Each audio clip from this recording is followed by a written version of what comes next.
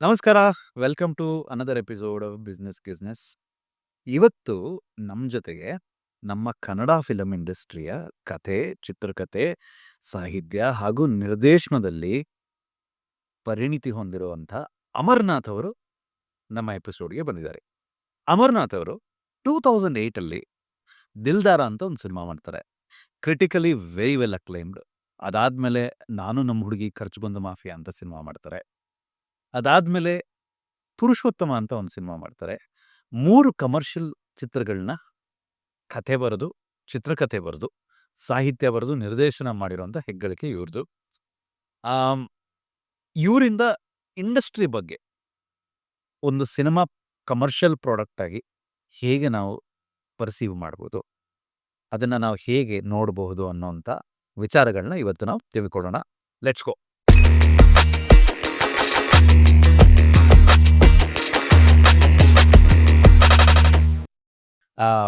ಇವತ್ತಿನ episode basically to understand ನಮ್ಮ cinema industry. ನೀವು ಸಿನಿಮಾ ಇಂಡಸ್ಟ್ರಿಯಲ್ಲಿ 18 ವರ್ಷ ಕಳೆದಿದ್ದೀರ. ನೀವು ಒಂಥರ ಇನ್ನೇನು ವೋಟಿಂಗ್ ರೈಟ್ಸ್ ಬಂದಿದೆ ನಿಮಗೆ.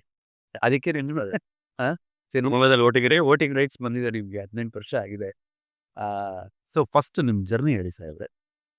ಫಸ್ಟ್ ನೀವು ಡೈರೆಕ್ಟರ್ ಆಗಬೇಕು ಅಂತ ಯಾವಾಗ ಫಸ್ಟ್ ನಿಮ್ಮ ತಲೆಗೆ ಬಂದಿದೆ ಯಾವಾಗ? ಅಂದ್ರೆ ಫಸ್ಟ್ ನಾನು ಆಕ್ಟರ್ ಆಗಬೇಕು ಅಂತಂದ್ರೆ ಡೈರೆಕ್ಟರ್ ಆಗಬೇಕು ಅಂತ ಅನಿಸ್ಬಿಡ್ತು. ಅದು ಅನಿವಾರ್ಯ ಅಂತ ಆಗ್ಬಿಡ್ತು. ಆಗ ಡೈರೆಕ್ಟರ್ ಆಗಬೇಕು ಅಂತ ಅನ್ಕೊಂಡಿದ್ದೆ. ಯೂಶಲಿ ನಾನು ಚೈಲ್ಡ್ಹುಡ್ಡಿಂದ ಏನು ಡೈರೆಕ್ಟರ್ ಆಗಬೇಕು ಅದೇ ಥರದ್ದೆಲ್ಲ ಕನಸೇನಿರಲಿಲ್ಲ ನನಗೆ. ಗೆಲುವಿನ ಹೆಜ್ಜೆ ಅಂತ ಒಂದು ಫಿಲಮ್ ಕೆಲಸ ಮಾಡಿದೆ. ಅದಾದಮೇಲೆ ನೀ ಇಲ್ಲದೆ ಅಂತ ಒಂದು ಸ್ಟಾರ್ಟ್ ಆಯಿತು.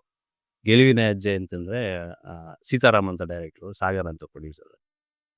ಅದು ಒಂದು ಬೇರೆ ಸೀತಾರಾಮ್, ಟಿ.ಎನ್. ಸೀತಾರಾಮ್ ಅಲ್ಲ. ಫಿಲಮ್ ಅಲ್ಲ, ಬೇರೆ ಸೀತಾರಾಮ್ ಇವರು. ಸೊ ಅವ್ರ ಡೈರೆಕ್ಟ್ರು ಸಾಗರ್ ಅಂತ ಪ್ರೊಡ್ಯೂಸರು. ಅವ್ರ ಹತ್ರ ಆ ಫಿಲಮ್ ಫುಲ್ ಕೆಲಸ ಮಾಡಿದೆ. ಅಸಿಸ್ಟೆಂಟ್ ಡೈರೆಕ್ಟರಿಂದ ಹಿಡಿದು ಅಸೋಸಿಯೇಟ್ ಡೈರೆಕ್ಟರ್ ಕಂಪ್ಲೀಟ್ ಫಿಲಮ್ ನಾವೇ ಜವಾಬ್ದಾರಿ ತಗೋ ಥರ ಆಯ್ತದು. ಅದ್ರದ್ದೊಂದಿಷ್ಟು ಕೆಲಸ ಕಲಿತ್ವಿ. ಅದಾದ್ಮೇಲೆ ನೆಕ್ಸ್ಟು ಸ್ಕ್ರಿಪ್ಟ್ ಮಾಡಿಕೊಡಿ ಅಂತ ಹೇಳ್ತಾನೆ. ಸೊ ನನ್ನ ಅಸಿಸ್ಟೆಂಟೇ ಅವನು ಡೈರೆಕ್ಟರ್ ಅಲ್ಲ ಒಬ್ಬ. ನಮ್ಗೆ ಇಲ್ಲಿ ನಾನು ಅಸೋಸಿಯೇಟ್ ಆಗಿದ್ದಾಗ ಅವ್ನು ಕ್ಲಾಪ್ ಮಾಡ್ತಿದ್ದ. ಯಾರು? ಕಿನ್ನಲ್ ರಾಜು, KGF ಹಾಡೆಲ್ಲ ಬರೆದಿದ್ದಾರಲ್ಲ ಅವ್ರು. ಸರಿ, ಕಿನ್ನಲ್ ರಾಜ್ KGF ನಮಗೆ ದೊಡ್ಡ ಡೈರೆಕ್ಟರ್ ಅಲ್ವಾ. ಆ ಹೆಸರು ಮಂಜು ಕಿನ್ನಾಲ್ ಅಂತ ಅಂದ್ಬಿಟ್ಟು ಒರಿಜಿನಲ್ ಹೆಸರು. ಕಿನ್ನಾಲ್ ರಾಜ ಅಂತ ಈಗ ಬಂದ ಹೆಸರು. ಸೊ ಅವ್ನು ಕ್ಲಾಪ್ ಮಾಡ್ತಿದ್ದ. ಈ ಮಂಜು ಹೋದ್ನಲ್ಲ ನಮ್ಮನ್ನು ಬಿಟ್ಟು, ಅವ್ರು ನಂಗೆ ಫೋನ್ ಮಾಡ್ದ. ಏನು ಮಂಜು ಅಂತಂದ್ರೆ, ಇಲ್ಲಿ ಡೈರೆಕ್ಟರ್ಗೂ ಪ್ರೊಡ್ಯೂಸರ್ಗೂ ಜಗಳ ಆಗಿ ಡೈರೆಕ್ಟರ್ ಹೊಟ್ಟೋದ. ನನ್ನೇ ಡೈರೆಕ್ಷನ್ ಮಾಡೋಕೆ ಹೇಳ್ತಿದ್ದಾರೆ. ನೀವೆಲ್ಲ ಹೆಲ್ಪ್ ಮಾಡಿದ್ರೆ ನಾನು ಮಾಡ್ತೇನಮ್ಮ. ಬನ್ನಿ ಬೇಗ, ನೀವು ಮಾತಾಡೋಣ ಬನ್ನಿ, ಒಂದು ಎದುರುಗಡೆ ಬನ್ನಿ ಅಂತ ಥರ ಬರ್ತೀವಿ ಕಣ ಅಂತ ಅಂದ್ಬಿಟ್ಟು, ಇದು ಎಲ್ಲ ಕಾಯಿನ್ ಬೂತಲ್ಲಿ ಫೋನ್ಗಳು, ಇಷ್ಟು ಫೋನ್ಗಳು. ಅವ್ನು ಫೋನ್ ಮಾಡಿ ಒಬ್ಬ ಕಡ್ದ. ಅರ್ಜೆಂಟ್ ಹೋಟ್ಲು ಆ ಥರದ್ದೇನೋ ಒಂದು ಹೋಟ್ಲ್ ಇದೆ ಅದಕ್ಕೆ. ಅಲ್ಲಿ ಹೋಗಿ ಶುರು ಮಾಡಿದೆ. ಇವನೇನು ಮಾಡಿದ್ದಾನೆ, ಒಂದು ಕತೆ, ನಾವೆಲ್ದೊಂದು ಕತೆ ಹೇಳಿದ್ದಾನೆ. ಅವ್ರಿಗೆ ಒಪ್ಪಿಗೆ ಆಗಿದ್ಬಿಟ್ಟು ಪ್ರೊಡ್ಯೂಸರು, ಹೀರೋ ಅವ್ರ ನಾನೇ ಪ್ರೊಡ್ಯೂಸರು, ಒಪ್ಪಿಗೆ ಆಗಿಬಿಟ್ಟಿದೆ. ನೀನು ಇದು ಏನು ಹೇಳಿದೆ ಕಣ ನೀನು ಅಂತಂದರೆ, ಇದನ್ನು ಹೇಳಿದೆ ನಾನು, ಹಿಂಗೆ ಕತೆ ಇದು ಅಂತ. ನಾನು ಹೇಳಿದ ತಕ್ಷಣ ನಮ್ಗೇನು ಅನ್ಸುತ್ತೋ ಕ್ರಿಯೇಟಿವ್ ಆಸ್ಪೆಕ್ಟ್ಸಲ್ಲಿ ಹೇಳಿದೆ, ಇದನ್ನು ಹಿಂಗೆ ಮಾಡ್ಕೊಂಡ್ರೆ ವರ್ಕ್ ಆಗುತ್ತೆ, ಇದು ಒಂದು ಮಟ್ಟಿಗೆ ಬರುತ್ತೆ ಕಣ ಅಂತಂತದ್ದೆ. ನೀನು ಸ್ಕ್ರೀನ್ ಪ್ಲೇ ಮಾಡಿಬಿಡು, ಡೈಲಾಗು ನೀನೇ ಬಂದ್ಬಿಡು, ನಿನ್ನೆ ಕ್ರೆಡಿಟ್ ತಗೋ, ಪೇಮೆಂಟು ಕೊಡಿಸ್ತೀನಿ, ನಿನ್ನ ಹೆಸರು ಹಾಕ್ಸ್ತೀನಿ, ನೀನು ಅಮೌಂಟ್ ಇದ್ದು ನನ್ನ ಜೊತೆಗೆ ಕಂಪ್ಲೀಟ್ ಮಾಡಿಕೊಡು. ಇನ್ನು ನಾನು ಇರಬೇಕಂದ್ರೆ ಇನ್ನು ಜಡೇಶ ಇರಬೇಕು. ಹೆಂಗೋ ಇಬ್ಬರು ಇದ್ಬಿಟ್ರಿ, ಏನೋ ಮಾಡೋಣ ಅಂತ ಹಿಂಗಿಂದ ಶುರುವಾಯ್ತು. ಅದು ಸಾಂಗ್ ರಿಲೀಸ್ ಎಲ್ಲನೂ ಮಾಡೋ ಫಂಕ್ಷನ್ ಎಲ್ಲ ಆಯಿತು. Song recording, release function. Song release ಆಗಿಲ್ಲ, ಮುಹೂರ್ತ ಎಲ್ಲ ಆಯ್ತದು. ಸಾಂಗ್ ರೆಕಾರ್ಡಿಂಗ್ ಫಂಕ್ಷನ್ಸ್ ಅವಾಗೆಲ್ಲ ಎಲ್ಲದಕ್ಕೂ ಸ್ಟೇಜ್ ಬೈ ಸ್ಟೇಜ್ ಫಂಕ್ಷನ್ಸ್ ಇತ್ತು. ನೆಗೆಟಿವ್ ಫಾರ್ಮೇಟ್ ಇದ್ದಿದ್ದು ಅವಾಗ. ಇದೊಂದು ಥರ ಟೈಮಲ್ಲಿ 5, 6, 7, 8 ನೆಗೆಟಿವ್ ಫಾರ್ಮೇಟ್ ಇದ್ದಿದ್ದು 35. ಸೊ ಅದು ಪಾಪ ಫಂಕ್ಷನ್ ಆಗಿ ನಂದು ಫಸ್ಟ್ ಪೇಪರಲ್ಲಿ ಬಂದಿದ್ದು ಅಲ್ಲಿ ಹೆಸರು, ನೀ ಇಲ್ಲದೆ ಅಂತ ಅಂದ್ಬಿಟ್ಟು ಟೈಟ್ಲು ಫಿಲಮ್ಮು.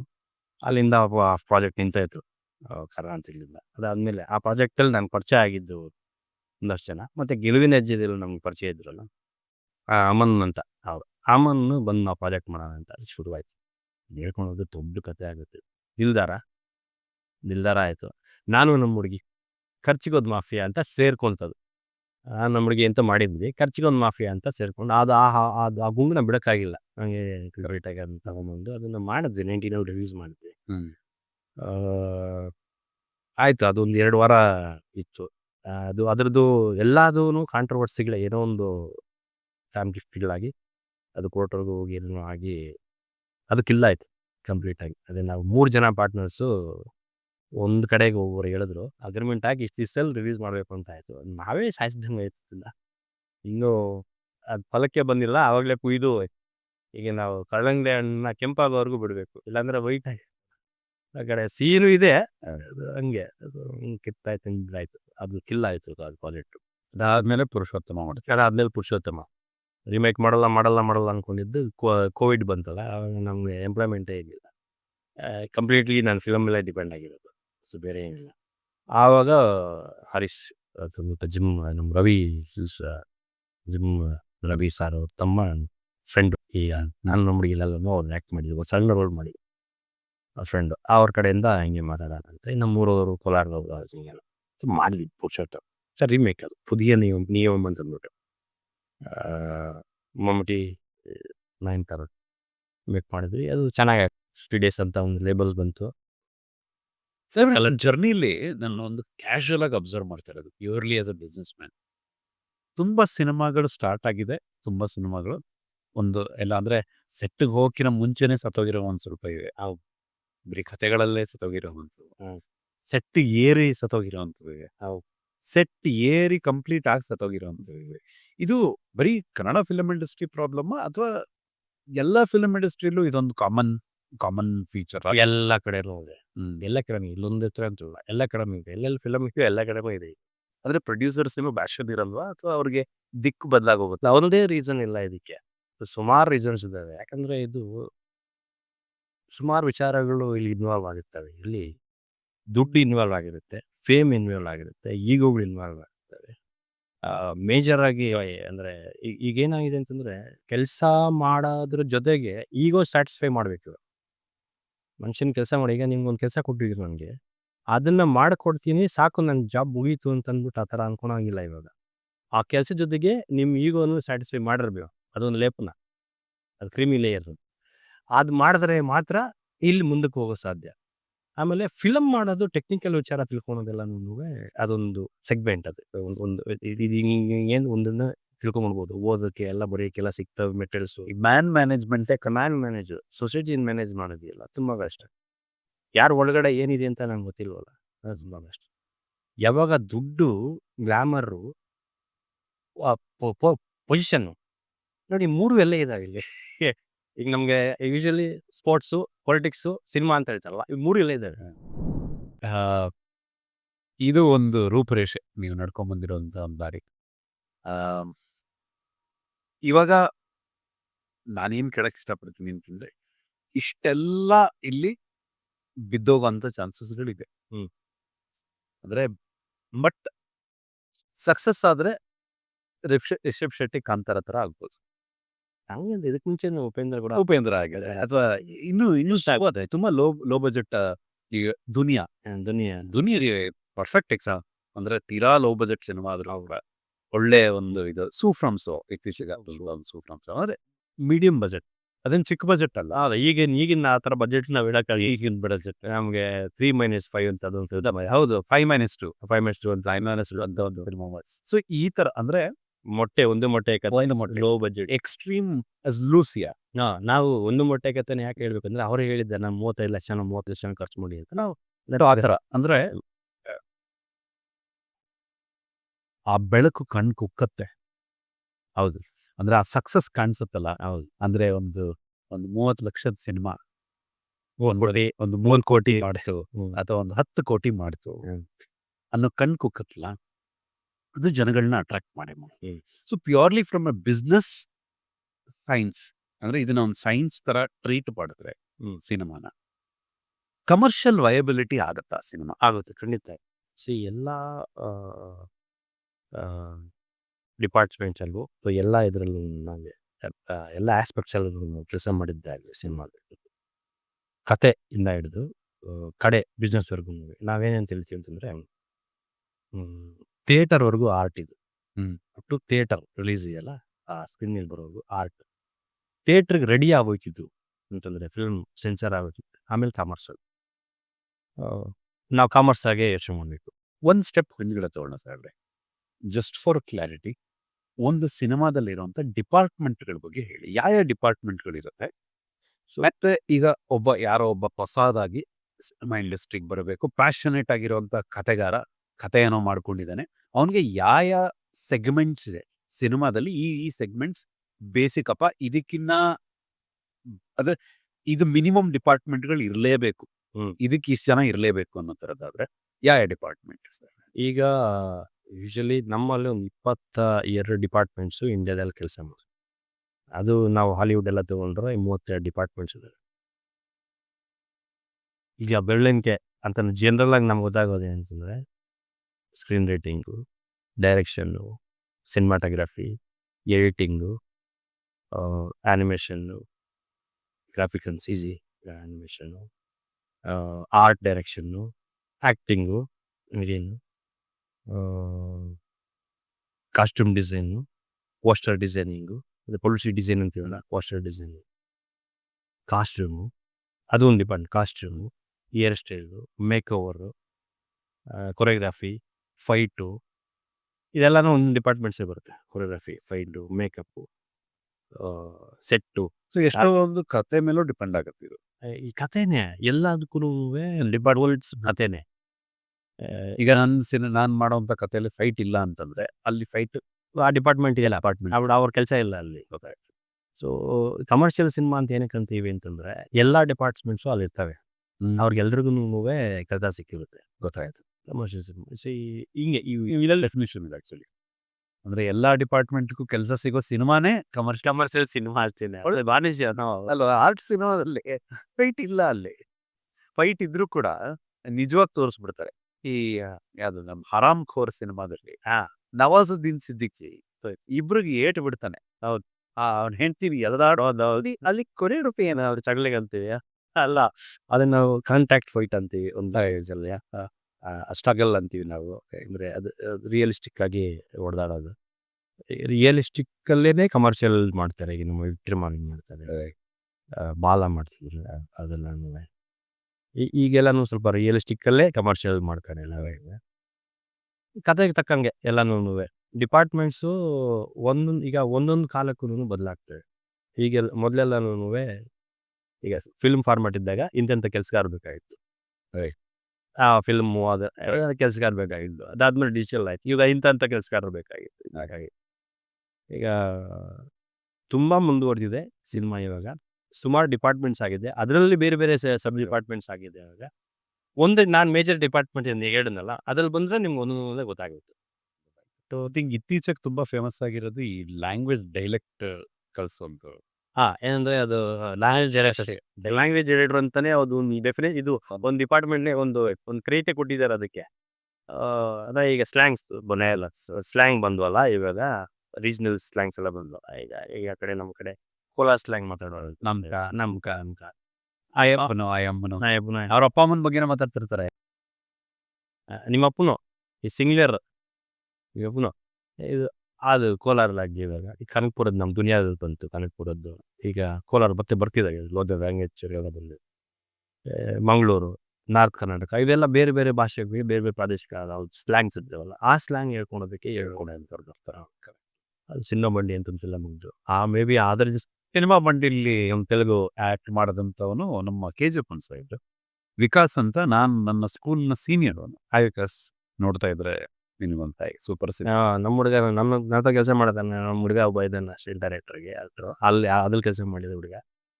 ಸೊ ಆ ಥರ ಒಂದು ಫಿಲಮ್ಸ್ ಬಂದಮೇಲೆ ಇವಾಗ ನೋಡಿ ಅದನ್ನ ಎಷ್ಟೊಂದು ಇಂಪ್ಯಾಕ್ಟ್ ಆಯ್ತು ಅಂತಂದರೆ, ಆ ಸ್ಲ್ಯಾಂಗ್ ನೋಡಿ ಪುಷ್ಪಾಗೆ ಚಿತ್ತೂರು ಸ್ಲ್ಯಾಂಗು ದೊಡ್ಡ ಸ್ಕೇಲಲ್ಲಿ ಅದು ಆಯ್ತು, ದೊಡ್ಡ ಸ್ಕೇಲಲ್ಲಿ ಇತ್ತಾಯ್ತಲ್ಲ ಅದು. ಅಂದರೆ ಆ ಭಾಷೆ ದೊಡ್ಡದಾಗಿ ಬಂದಾಗ ಅದನ್ನ ಎಷ್ಟು ಬೇಕೋ ಅಷ್ಟು ಎಸೆನ್ಸ್ ತೊಗೊಂಡಾಗ ಸಖತ್ತು ಒಳ್ಳೆ ಹ್ಯೂಮರ್ ಎಸೆನ್ಸ್ ಇದೆ ಲ್ಯಾಂಗ್ವೇಜ್ ಎಲ್ಲದು. ಈಗ ನಾನೊಂದು ಸಿನಿಮಾ ಮಾಡಬೇಕು ಅಂದ್ಕೊಳ್ಳಿ ಸಾಹೇಬ್ರೆ, ನಾನು ಡೈರೆಕ್ಟರ್ ಆಗ್ಬೇಕು ಮಾಡಿ. ನನಗೆ ಏನು ಗೊತ್ತಿರಬೇಕು? ಸ್ಟೇಜಸ್ ಆಫ್ ಸಿನಿಮಾ ಏನೇನು? ಪ್ರೀ ಪ್ರೊಡಕ್ಷನ್ನು, ಪ್ರೀ ಪ್ರೊಡಕ್ಷನ್ ಅಂತಂದರೆ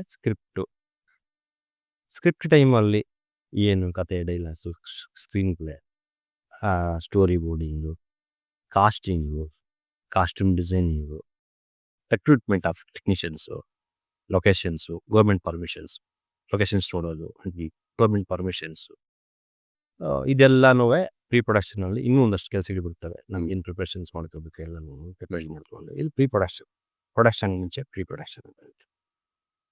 ಪ್ರೊಡಕ್ಷನ್ಗೆ ಶೂಟಿಂಗ್, ಪ್ರೊಡಕ್ಷನ್ಗೆ ತಿಂಗ್ಬಿಟ್ಟೆ ಶೂಟಿಂಗ್, ಎಕ್ಸಿಕ್ಯೂಟ್ ಮಾಡೋದು ನಾವು ಬರ್ಕೊಂಡಿರೋದನ್ನ ಎಕ್ಸಿಕ್ಯೂಟ್ ಮಾಡೋದು. ಬರ್ಕೊಳೋದೇ ತುಂಬ ಇಂಪಾರ್ಟೆಂಟ್. ಏನು ಪ್ರೀ ಪ್ರೊಡಕ್ಷನ್ ಮಾಡ್ತೀವೋ ಅದೇ ಇಂಪಾರ್ಟೆಂಟ್. ತುಂಬ ಏನು ಮಾಡಿರ್ತೀವಿ, ಏನು ವರ್ಕ್ ಮಾಡಿರ್ತೀವಿ, ಇಲ್ಲಿ ಬರ್ದಿರ್ತೀವೋ ಅದನ್ನ ತಗೊಂಡು ಶೂಟ್ ಮಾಡೋದು. ಯಾರೋ ಒಬ್ರು ಡೈರೆಕ್ಟರ್ ಹೇಳ್ತಿದ್ರು, ಎಷ್ಟು ಸ್ಟ್ರಾಂಗ್ ಆಗಿ ನೀವು ಪ್ರೀ ಪ್ರೊಡಕ್ಷನ್ ಮಾಡ್ತೀರಾ ಅಷ್ಟು ಈಸಿಯಾಗಿ ನಿಮಗೆ ಪ್ರೊಡಕ್ಷನ್ ಈಸಿಯಾಗಿ ಆಗಿರ್ತದೆ. ಯಾಕಂದರೆ ಇಲ್ಲಿ ನೀವು ಸ್ಟ್ರಾಂಗ್ ಆಗಿ ಫೌಂಡೇಶನ್ ಹಾಕಿರ್ತೀರ, ನೀಟಾಗಿರುತ್ತೆ. ಸೊ ಪ್ರೊಡಕ್ಷನ್ ಎಕ್ಸಿಕ್ಯೂಟ್ ಮಾಡೋದು ಅಷ್ಟೇ. ಇದೆಲ್ಲ ಮಾಡ್ಕೊಂಡ್ಬಿಟ್ಟಿರ್ತೀವಿ. ವರ್ಕ್ಶಾಪ್ಸು, ರಿಹರ್ಸಲ್ಸ್ ಎಲ್ಲ ಮಾಡ್ಕೊಂಡ್ಬಿಟ್ಟಿರ್ತೀವಿ. ಆರ್ಟಿಸ್ಟ್ ಎತ್ಕೊಂಡಾಗ ಅದನ್ನು ಎಕ್ಸಿಕ್ಯೂಟ್ ಮಾಡೋದು, ಅದನ್ನು ಶೂಟಿಂಗಲ್ಲಿ ಏನೇನು ಬರುತ್ತೆ, ಇನ್ನು ಯಾವ ಎಕ್ವಿಪ್ಮೆಂಟ್ ಬೇಕು, ಯಾವ ಲೊಕೇಶನ್ ಬೇಕು, ಯಾವ ಮನೆ ಬೇಕು, ಯಾವ ಸ್ಕೂಲ್ ಬೇಕು, ಕಾಲೇಜ್, ಏನು ಎಕ್ವಿಪ್ಮೆಂಟ್ಸ್ ಬೇಕು, ಅದಕ್ಕೆ ಯಾರ್ಯಾರು ಆರ್ಟಿಸ್ಟ್ ಬೇಕು, ಬ್ಯಾಕ್ಗ್ರೌಂಡ್ ಆರ್ಟಿಸ್ಟು, ಟೆಕ್ನಿಷಿಯನ್ಸ್, ಇನ್ನೆಲ್ಲ ಆಲ್ರೆಡಿ ರೆಕ್ರೂಟ್ ಮಾಡ್ಕೊಂಡಿರ್ತೀವಲ್ಲ. ಶೂಟಿಂಗ್ಗೆ ಏನೇನು ಮೆಟೀರಿಯಲ್ಸ್ ಬೇಕು, ಅದಕ್ಕೆ ಮ್ಯಾನೇಜರ್ಸ್ ಇರ್ತಾರೆ, ಎಲ್ಲನೂ ಅರೇಂಜ್ ಮಾಡ್ತಾರೆ. ಎಲ್ಲನೂ ಅದಕ್ಕೆಲ್ಲ ಡಿಪಾರ್ಟ್ಮೆಂಟ್ಸ್ ಇದೆ. ನಾವು ಡಿಪಾರ್ಟ್ಮೆಂಟ್ ಬಗ್ಗೆ ಮಾತಾಡಿದ್ವಿ, ಅರೇಂಜ್ ಮಾಡ್ತೇವೆ, ಶೂಟ್ ಮಾಡ್ಬೋದು. ಎಕ್ಸಿಕ್ಯೂಷನ್. ಆ ಶೂಟ್ ಆದಮೇಲೆ ಪೋಸ್ಟ್ ಪ್ರೊಡಕ್ಷನ್ ಅಂತ ಹೇಳ್ತೀವಿ. ಶೂಟ್ ಆಗಿದ್ದನ್ನು ತೊಗೊಂಬಂದು ಫಸ್ಟ್ ಸ್ಟೇಜು ಎಡಿಟಿಂಗು, ಡಬ್ಬಿಂಗು ಮತ್ತು ಟ್ರಿಮ್ಮಿಂಗ್ ಎಷ್ಟು ಬೇಕೋ ಅಷ್ಟು ಅಂತ ನಾವು ಟ್ರಿಮ್ ಮಾಡ್ಕೊಂಡು, ಅದಾದಮೇಲೆ ಫಾಲಿ, ಸ್ಪೆಷಲ್ ಎಫೆಕ್ಟ್ಸ್ ಅಂತೀವಿ ನಾವು, ಸೌಂಡ್ ಎಫೆಕ್ಟ್ಸ್ ಮಾಡೋದಿರುತ್ತೆ. ದೆನ್ ಬ್ಯಾಕ್ಗ್ರೌಂಡ್ ಮ್ಯೂಸಿಕ್ ಅಂತ ಇರ್ತದೆ. ಅದಾದಮೇಲೆ ಒಂದು ಕಡೆ ಬ್ಯಾಕ್ಗ್ರೌಂಡ್ ಮ್ಯೂಸಿಕ್ ಮಾಡ್ತಾ ಒಂದು ಕಡೆ ಗ್ರೇಡಿಂಗ್ ಮಾಡ್ತಿರ್ತಾರೆ. ಮೊದಲೆಲ್ಲ ಗ್ರೇಡಿಂಗ್ ಅಂತಿದ್ರು, ಇವಾಗ DI ಅಂತಾರೆ. ದೆನ್ ವಿಜುವಲ್ಲು ಮತ್ತು ಸೌಂಡ್ನ ಎರಡು ಕೂತ್ಕೊಂಡು ಮ್ಯಾನೇಜ್ ಮಾಡೋದು. ಇಷ್ಟು ಲಾಸ್ಟ್ ಸ್ಟೇಜು. ಅದನ್ನು ನೋಡಿ ನಾವು ಮ್ಯಾನೇಜ್ ಮಾಡಿ ಅದನ್ನು ಎರಡನ್ನು ಸಿಂಕ್ ಮಾಡಿ ನೋಡ್ತೀವಿ. ಇದೊಂದು ಫೈನಲ್ ಪ್ರಾಡಕ್ಟ್ ನೋಡ್ತೀವಿ. ಬಿಗ್ ಸ್ಕ್ರೀನ್ ಮೇಲೆ ಒಂದ್ಸತಿ ಎಕ್ಸ್ಪೀರಿಯೆಂಟ್ ಮಾಡ್ತೀವಿ. ಯೂಶಲಿ DTS ಅವೆಲ್ಲನೂ ಹಿಂಗೆ ಅಟ್ಮಾಸು DTS ಎಲ್ಲ ಆಗ್ತಾವಲ್ಲ, ಅವೆಲ್ಲ ದೊಡ್ಡ ಸ್ಕ್ರೀನ್ ಇರ್ತವೆ, 8x12 ಆ ಥರದ್ದೆಲ್ಲ ಇರ್ತವೆ. ಅಲ್ಲೇ ನಮಗೆ ಥಿಯೇಟ್ರ್ ಫೀಲ್ ಸಿಗುತ್ತೆ, ಸಣ್ಣ ಥಿಯೇಟ್ರ್ ಫೀಲ್ ಸಿಗುತ್ತೆ ಜಡ್ಜ್ಮೆಂಟ್ಗೋಸ್ಕರ. ಅಲ್ಲೇ ನೋಡ್ಕೊತೀವಿ. ದೆನ್ನು ಸೆನ್ಸಾರ್ಗೆ ಅವರು ಸ್ಕ್ರಿಪ್ಟ್ ಕೇಳ್ತಾರೆ, ಕಂಪ್ಲೀಟಾಗಿ ಸ್ಕ್ರಿಪ್ಟು. ಅದಕ್ಕೆ ಸೆನ್ಸಾರ್ ಸ್ಕ್ರಿಪ್ಟ್ ಅಂತಲೇ ಒಂದಿದೆ, ಅದಕ್ಕೆ ಬರೆಯೋರು ಇದ್ದಾರೆ, ಟೆಕ್ನಿಷಿಯನ್ಸು, ಅದೊಂದು ಡಿಪಾರ್ಟ್ಮೆಂಟ್ ಇದೆ. ಸೊ ಅದೊಂದು ಅವ್ರಿಗೂ ಸೆನ್ಸಾರ್ ರೈಟರ್ಸ್ ಅಂತ ಇದ್ದಾರೆ, ಸುಮಾರು ಜನ ಇದ್ದಾರೆ. ಅದನ್ನು ಅವ್ರು ಬರೆದು ಅವ್ರು ಅಪ್ಲೈ ಮಾಡ್ತಾರೆ CBFCಗೆ, ಸೆಂಟ್ರಲ್ ಬೋರ್ಡ್ ಆಫ್ ಸರ್ಟಿಫಿಕೇಟ್ ಮಾಡ್ತಾರೆ. ದೆನ್ ಅವರು ನೋಡಿ, CBFC ಅವರು ಪ್ರತಿ ಸ್ಟೇಟಲ್ಲೂ ಇದ್ದಾರೆ. ಪ್ರತಿ ಸ್ಟೇಟಲ್ಲೂ ಆ ಲ್ಯಾಂಗ್ವೇಜ್ಗೆ ಅವ್ರಿಗಿದೆ. ಅದು ಗೌರ್ಮೆಂಟು ಬಾಡಿ. ಈ IAS ಕ್ಯಾಡರ್ ಆಫೀಸರ್ಸ್ ಇರ್ತಾರೆ, KS IAS ಆಫೀಸ್ ಕ್ಯಾಡರ್ ಅಲ್ಲಿ ಆಫೀಸರ್ ಇರ್ತಾರೆ, ರೀಜನಲ್ ಆಫೀಸರ್ ಅಂತ ಹೇಳ್ತೀವಿ ನಾವು. ಅವರು ಮತ್ತು ಅವ್ರ ಜೊತೆಗೆ ಒಂದು ಜೂರಿ ಇರುತ್ತೆ, ಒಂದು ಕಮಿಟಿ ಅಂತ ಇರುತ್ತೆ. ಫಾರ್ ಎಕ್ಸಾಂಪಲ್ ಒಂದು 5 ಜನ ಅಂತಂತಂದರೆ ಒಂದಿಬ್ಬರು ಲೇಡೀಸು, ಒಂದು 3 ಜನ ಗಂಡಸರು. ಇವರು ಸಿನಿಮಾ ಎಕ್ಸ್ಪರ್ಟ್ಸು, ಚಿಂತಕರು, ಬರಹಗಾರರು, ಈ ಥರ ಈ ಕಲೆ ಈ ವಿಚಾರದಲ್ಲಿ ಎಕ್ಸ್ಪರ್ಟ್ಸ್ ಇರ್ತಾರೆ. ಅವರು ಸಿನಿಮಾದ ಎಕ್ಸ್ಪರ್ಟ್ಸ್ ಇರ್ತಾರೆ, ಬೇರೆ ಕಡೆಯಿಂದ, ಗೌರ್ಮೆಂಟ್ ಕಡೆಯಿಂದ, ಬೇರೆ ಕಡೆ. ಸೊ ಅವ್ರನ್ನೆಲ್ಲನೂ ಒಂದು ಕಮಿಟಿ ಮತ್ತು ಸೆನ್ಸಾರ್ ಬೋರ್ಡು, ಅದೇ ಆಫೀಸರ್ ಬಂದು ನಮಗೊಂದು ಡೇಟ್ ಕೊಡುತ್ತೆ. ಈ ಥರ ಥಿಯೇಟ್ರಲ್ಲಿ ನಾವು ಅವ್ರಿಗೊಂದು ಬೇರೆ ಥಿಯೇಟರ್ಸ್ ಇದ್ದಾವೆ, ನಮಗೆ ಕೆಪಾಸಿಟಿ ಕಡಿಮೆ ಇರೋಂಥದ್ದು ಥಿಯೇಟರ್ಸ್. ಆ ಥಿಯೇಟ್ರಲ್ಲಿ ನೀವು ನೋಡ್ತೀವಿ, ಅಲ್ಲಿ ಡಿಸ್ಕಷನ್ ನಡೆಯುತ್ತೆ. ಬಂದು ಆ ಕಮಿಟಿ ಮತ್ತು ಅವ್ರನ್ನ ಇರ್ತಾರೆ. ಅವ್ರೇನು ಮಾಡ್ತಾರೆ, ನಾವು ಸ್ಕ್ರಿಪ್ಟ್ ಕೊಟ್ಟಿರ್ತೀವಲ್ಲ ಅದ್ರಲ್ಲಿ ಮಾರ್ಕ್ ಮಾಡ್ಬೇಕು, ಇದು ಇದನ್ನು ಕಟ್ ಮಾಡಬೇಕು, ಇದನ್ನು ಮ್ಯೂಟ್ ಮಾಡಬೇಕು, ಈ ಸೊಸೈಟಿಗೆ ಅವಶ್ಯಕತೆ ಇಲ್ಲ. ಅದಕ್ಕೆ ನಾವು ಡೈರೆಕ್ಷನ್ನ, ಪ್ರೊಡ್ಯೂಸರ್ನ ಕರ್ಸ್ಕೊತಾರೆ. ಪಿಕ್ಚರೆಲ್ಲ ನೋಡಿದ್ಮೇಲೆ ಆ ಡಿಸ್ಕಷನ್ ನಡೀತದೆ ನಮ್ಮದು. ನೋಡಪ್ಪ ಇದೆಲ್ಲ ಕಟ್ ಮಾಡಿದೆ, ನಾನು UA ಕೊಡ್ತೀನಿ, ಕೊಡ್ತೀನಿ, EA ಕೊಡ್ತೀನಿ. ಕಂಟೆಂಟೇ EA ಕಂಟೆಂಟ್ ಆಗಿದ್ದಾಗ, ಫಾರ್ ಎಕ್ಸಾಂಪಲ್ ನಾವು ವುಮೆನ್ ಟ್ರಾಫಿಕಿಂಗ್ ಮಾಡ್ತೀವಿ. ವುಮೆನ್ ಟ್ರಾಫಿಕಿಂಗ್ ಅಂತಂತಂದರೆ ನಿಮಗೆ ಎಲ್ಲನೂ ಅದು ತೋರಿಸ್ತೀವಿ. Content it self adult content, ನೀನು ಅದು ಏನೇ ತಗೋಪ್ಪ ಅಂತಂತಾರೆ.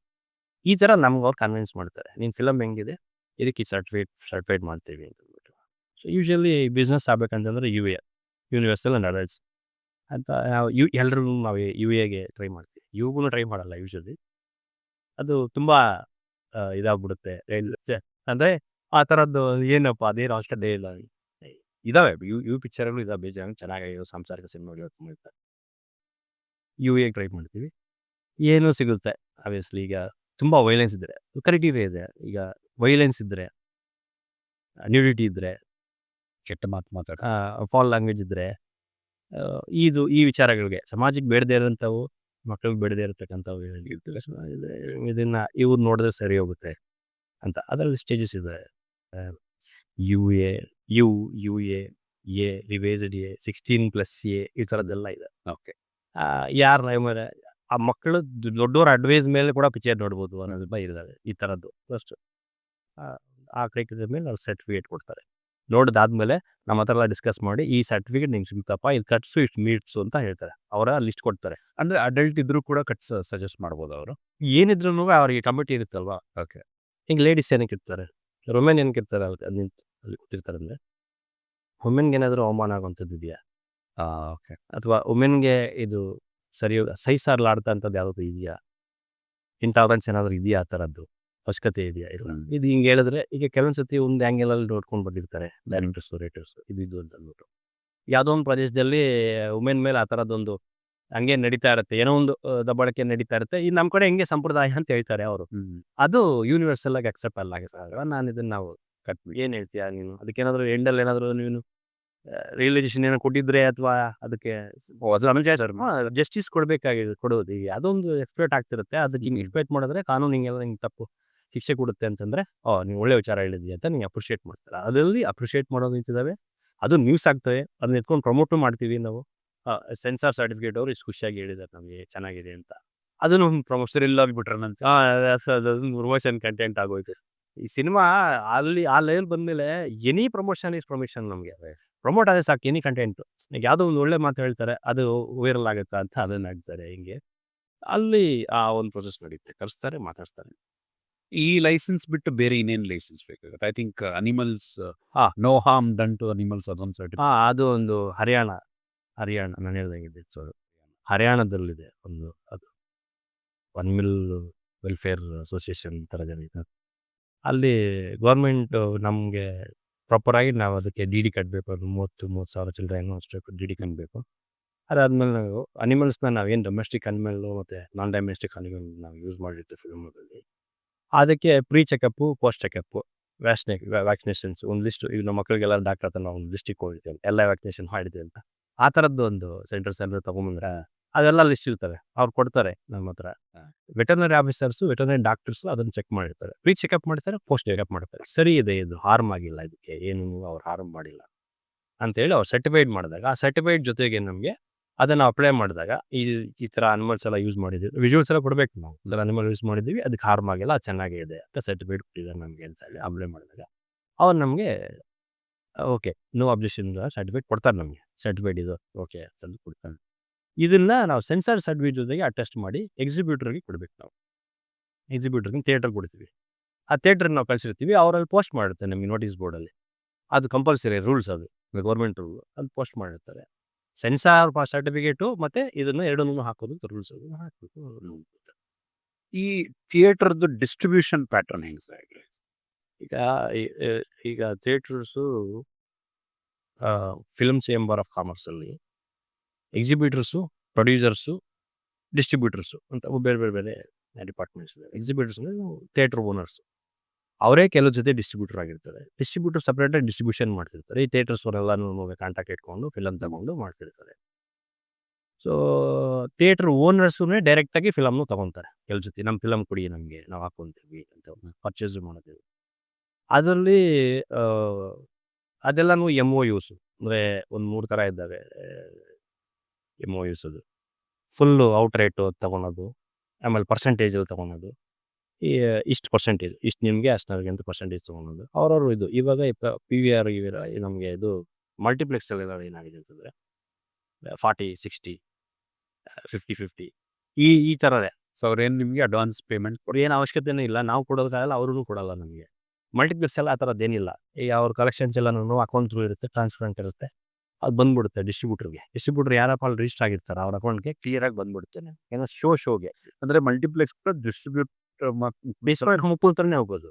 ಡಿಸ್ಟ್ರಿಬ್ಯೂಟರ್ ಒಬ್ಬ ಇಡಲೇಬೇಕು, ಅದು ಮಾನದಂಡ. ಅದು ಅವ್ರ ಮುಖಾಂತರನೇ ಹೋಗ್ಬೇಕು. ಡಿಸ್ಟ್ರಿಬ್ಯೂಟರ್ ಅಂದರೆ ಡಿಸ್ಟ್ರಿಬ್ಯೂಟರ್ ಅದಕ್ಕೆ. ಸೊ ಡಿಸ್ಟ್ರಿಬ್ಯೂಟರ್ ಇಲ್ದಿರ ನೀವು ಡೈರೆಕ್ಟಾಗಿ ಎಕ್ಸಿಬ್ಯೂಟರ್ಸ್ ಹತ್ರ ಮಾಡೋಕ್ಕಾಗಲ್ಲ. ಯಾವುದೋ ಒಂದು ಡಿಸ್ಟ್ರಿಬ್ಯೂಷನ್ ಇರಲೇಬೇಕು. ಎಕ್ಸಿಬ್ಯೂಟರ್ ಅನ್ನೋದು ಥಿಯೇಟರ್ ಓನರ್ಸು.